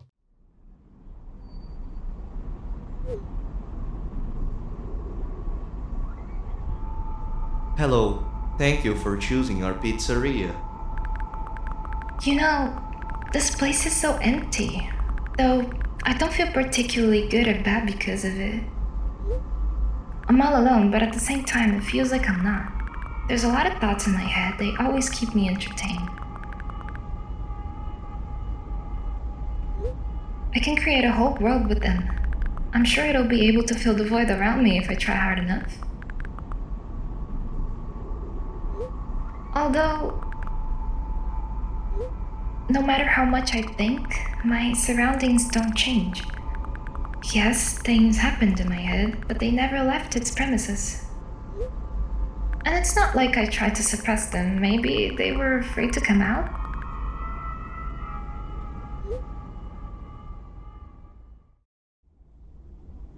What kind of pizza would you like to order? Anyway, there's so much space in my head that could be put to good use. So every thought would make a senseless and merciless circle in my head, destined to go back to where it started. But there should be an end somewhere. You can't wander around forever. What do you think? I know it sounds scary, but it's not scarier than constantly existing among the void. This place is safe, and nothing bad will happen here. Nothing good will happen either, though.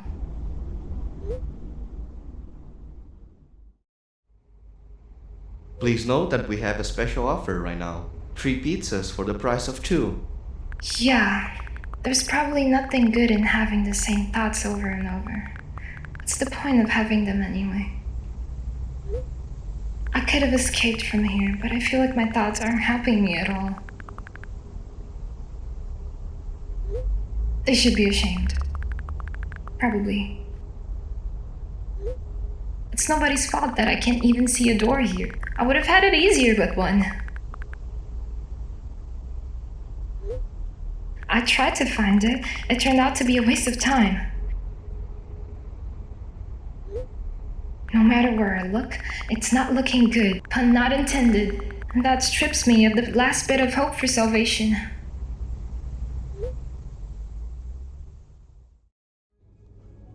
We also have a discount program for new customers. You can learn more about it on your account page. Don't you think that me being here is also a waste of time? What's the point in that? I can't just keep on thinking, and even then, my thoughts are as meaningless and empty as everything else. Does it mean that I'm not filling the void, but I'm a part of it? Then why should I feel anything? Why should I know that I exist? Although I'm not even sure about that. This place is always neither warm nor cold. It's neutral. But at the same time, if I think about warmth, I feel warm.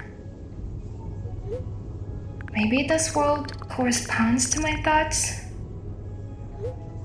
I wouldn't want to admit that I'm completely empty.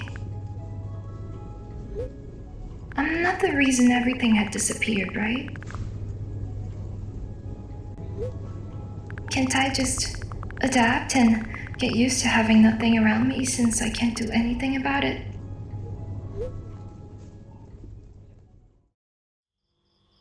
Are you ready to make your order? Yes, that's right. I shouldn't care. It's empty here, and it makes me feel neither good nor bad. I'm all alone, but at the same time, it feels like I'm not. There are a lot of thoughts in my head. They always keep me entertained. I can create a whole world with them. This place is safe, and nothing bad will happen here. Nothing good will happen either, though. Me being here is a waste of time. I don't feel the void, I'm part of it. This strips me of the last bit of hope for salvation. I shouldn't care. It's empty here, and it makes me feel neither good nor bad. It's nobody's fault that I can't even see a door here. What's the point in having one? I feel like nobody is helping me. They should feel ashamed. I wouldn't want to admit it, but I'm all alone here. I can't do anything about it.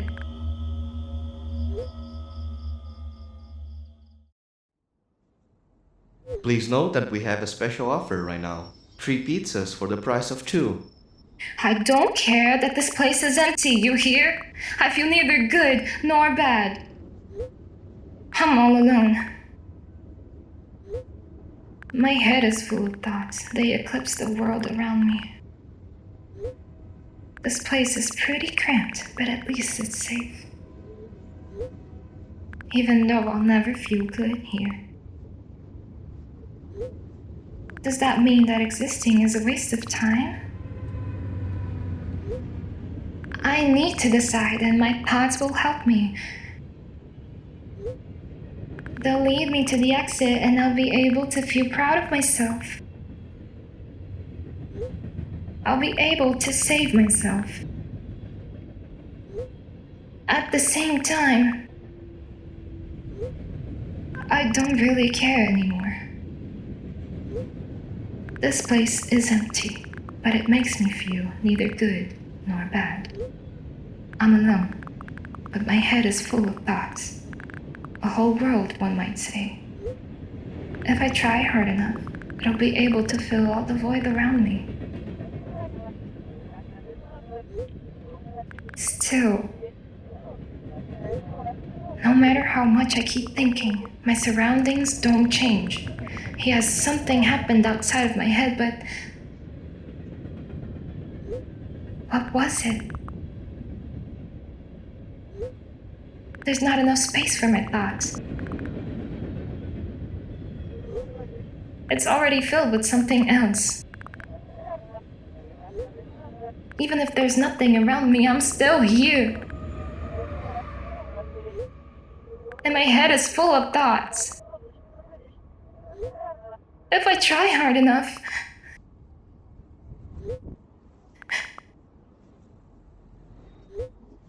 so the world isn't empty after all. I can't see anything.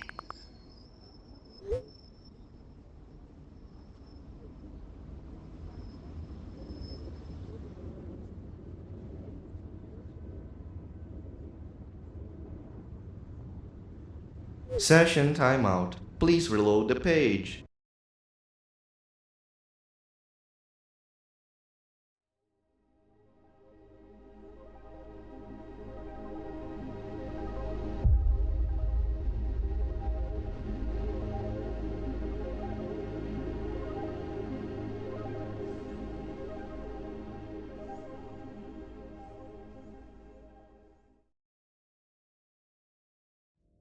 I told you it was going to be a long one. So basically, this stream slash ending, we have Milk-chan sending messages to a pizzeria auto reply chatbot. While she messages this bot, she walks around the city, eventually stopping in front of a stop sign near a train track that freezes her. If you feel like you can't make sense out of what Milk-chan is saying, it's normal. She's going through something called being a human. Essentially, her dialogue is contradictory and loops around itself because she's dealing with contradictory feelings in her mind. This contradiction is highlighted in a few dialogues like, "It's nobody's fault that I can't even see a door here. What's the point in having one? I feel like nobody's helping me. They should feel ashamed." And she keeps coming back to the central issue that she's not addressing directly, which is, it's empty here and it makes me feel neither good or bad. So let's break this ending now. The central theme of this ending is isolation. She describes it as being neutral. It doesn't hurt her, but will never make her feel good. But if things will stay that way and never improve, why exist at all? These are the questions she's dealing with. There's some degree of dissociation going on as well when she says, "I can just keep thinking, and even then, my thoughts are meaningless and empty as everything else. Does it mean that I'm not feeling the void, but I am a part of it? Then why should I feel anything? Why should I know that I exist? I'm not even sure about that." And truly enough, if you stay alone for too long, you'll go crazy one way or another. So what else can be said about this ending? Well, she's messaging an auto-reply bot while saying it's a place not cold nor warm and empty. And yeah, it's pretty much empty. But there's also the faint hope that someone might read this and acknowledge her. Milk-chan wants to reach out and to be heard, but she's afraid of doing so. She thinks that maybe she can think her way out of this emptiness, that her thoughts will save her from feeling lonely, but they won't. She will be stuck in the state of analysis paralysis until she decides to do something about it. This is the cathartic realization of this ending, that she has to do something in order to escape. She has to face the possibility of getting hurt again if she wants to get better. Just thinking won't do it at this point. There is an Easter egg hidden in the game files. Hidden in the code as comments is a story on how Milk-chan is on the phone waiting for a call, and the call never comes. It's the same theme as the ending. Milk-chan craves human connection, but she is afraid to take the first step. I won't read it here because it's a bit long and I overdone it by showing you the entirety of the last ending, but I'll leave the translation from the Russian in the screen so you can pause and read it if you want. Credits to the people of the wiki for translating this. As a final note, the symbol on the sign is the same symbol on Milk-chan's shirt, and it's the no set symbol. A set that is empty and doesn't contain any members.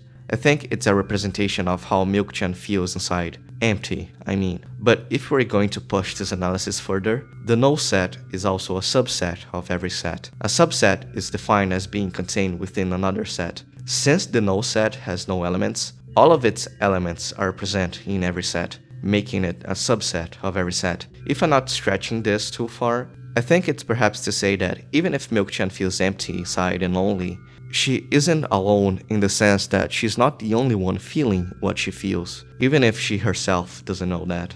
And with this, we're done with all the endings. Time to wrap things up. And finally, we're done with everything in both games. I want to take this last moment here to give my final and honest thoughts on both of them, as well as share a few words about its themes. Sorry if the rant gets disorganized. What to say about milk inside a bag of milk inside a bag of milk and milk outside a bag of milk outside a bag of milk? Let's begin with the first game, since it's the one that went viral first. Well, according to the creator himself, it was a project he made without putting too much effort, and yeah, the game isn't exactly anything super complex per se. From the UI to the visuals to the length of the story, it's simple but there's this ineffable quality that makes it special. It's a short story, but it carries a lot of emotional weight because of how real it feels. And the reason why it feels so real is because, well, first of all, it's inspired by many direct experiences from people who deal with mental disorders, as stated by the creator himself in an interview. But it's also very open-ended, and that makes it very relatable. You don't need much to leave an impact in your audience, and the first game shows this. You can see yourself in Milk-chan one way or another, even if you don't go through exactly what she goes through. There's this universality to human emotions that we can just understand, you know?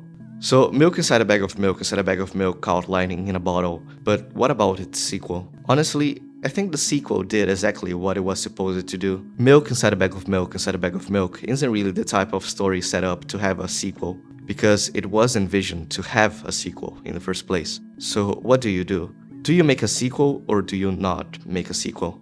I see many people saying they didn't like the second game because it doesn't have the same feeling as the first one, but I think those people are under the wrong impression that it should feel like the first one. The main difference from the first game compared to the second one, which gives it its distinct feeling, is that Milk-chan is much more characterized in the second game. She's more fleshed out and more of an individual rather than general concepts of things people with disorders go through. And this is not bad. I wouldn't even want it to be any other way. Because when you finish the first game, you do want to learn more about the protagonist. You do want to know what happened to her and what she's going through. And the game gives them, but it doesn't spoon-feed you them. It still leaves a lot of room for interpretation and for relating with the character, while still fleshing out Milk-chan as a unique person. I do feel it lacks the emotional impact of the first game sometimes. I mean, the scene in the bench really hits hard, but it's not like it's a failure from the second game. I do think that maybe the execution of the point-and-click segment could have been done better. It isn't really clear how it connects with the endings, in my opinion. While the visual novel parts, like the beginning and the scene of the balcony, are just superior in terms of depth and getting you invested. But I do like the second game, and I think it succeeds in giving the people who played the first game what they wanted. What it loses by characterizing Milk-chan more and making her less of a generic but very relatable concept, it gains by adding depth to her character and the themes of the story. I think Milk Outside a Bag of Milk Outside a Bag of Milk is more of the think game compared to the first game, which is much more about the feeling. But in the end, it's a matter of personal preference. So what about the themes of both games? What are my thoughts on that?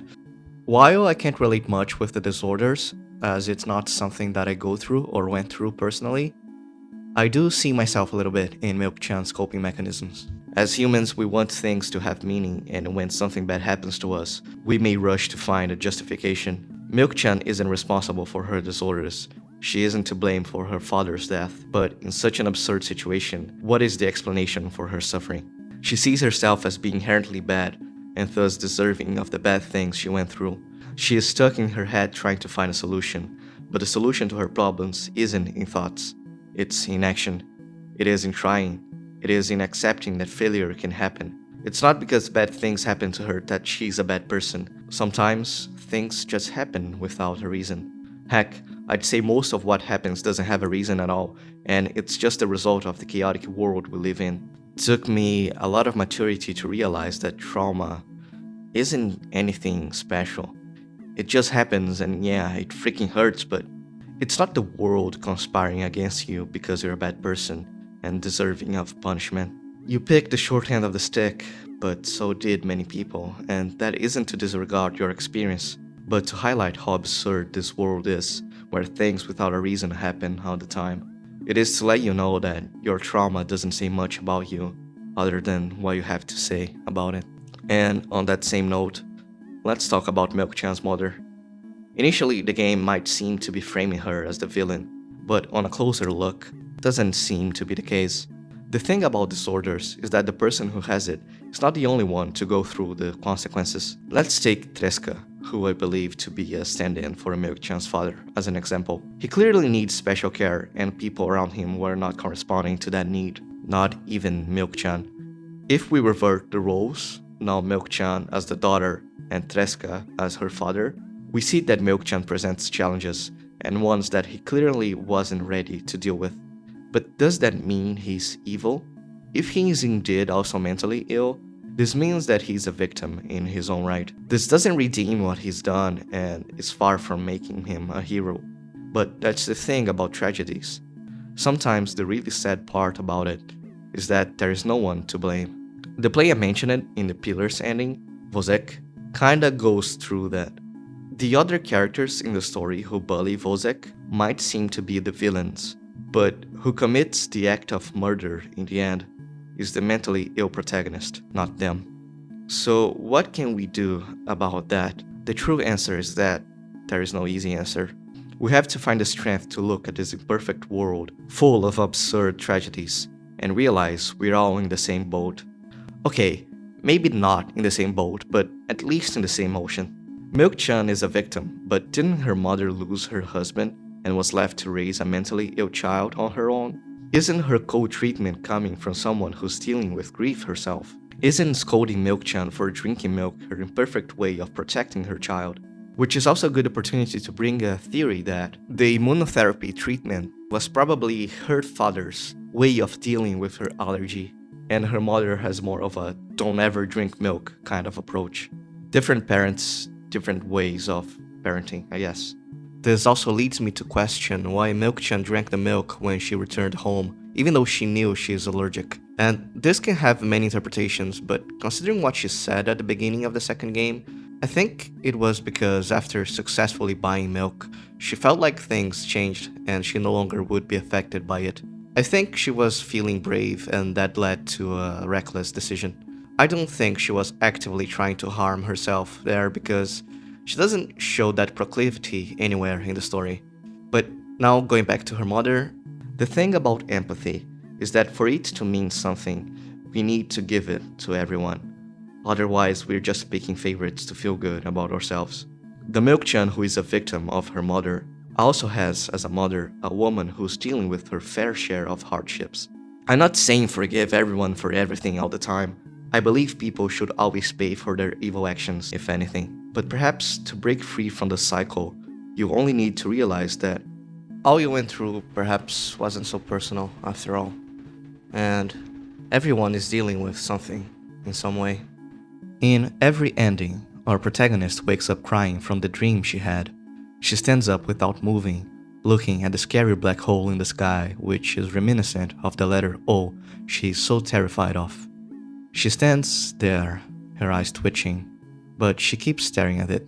I think this is a subtle way to say that she found the strength to face her fears, even if she's still scared by them. The fear doesn't simply go away. Her wounds will always be there. But today, she is braver than she was yesterday. She can face a fear she previously could not, little by little, step by step, until one day she will get where she is meant to be. And what better message to leave by the end there could be? So what about you? I gave you guys my take on it, but these games have been around for a while now, and I know this isn't the first contact that many of you had with it. I'd like to hear how you relate to the story, because I think that's the main purpose of art such as these games, to bridge gaps, to make us relate with one another, to demystify the idea that we are so different we can't communicate. The problems won't go away from night to day, but I believe that this attitude might just improve things, even if just a little. So, on that note, I'll leave the comment section in your hands. Before ending the video, I have to say thanks to my friend Mavis, who was the voice of Milk-chan. Can you believe she did all that amazing voice acting for free? I almost feel bad. Almost. Anyway, seriously, I am very thankful for her help, and I don't think this video would be the same without it. She did such an amazing job, and I'm sort of without words to express how great I think it turned out to be. And that's a wrap. Thank you for making this far. Leave a like if you enjoyed the video, and consider subscribing if you haven't already. And that's it for now. I'll see you all next time.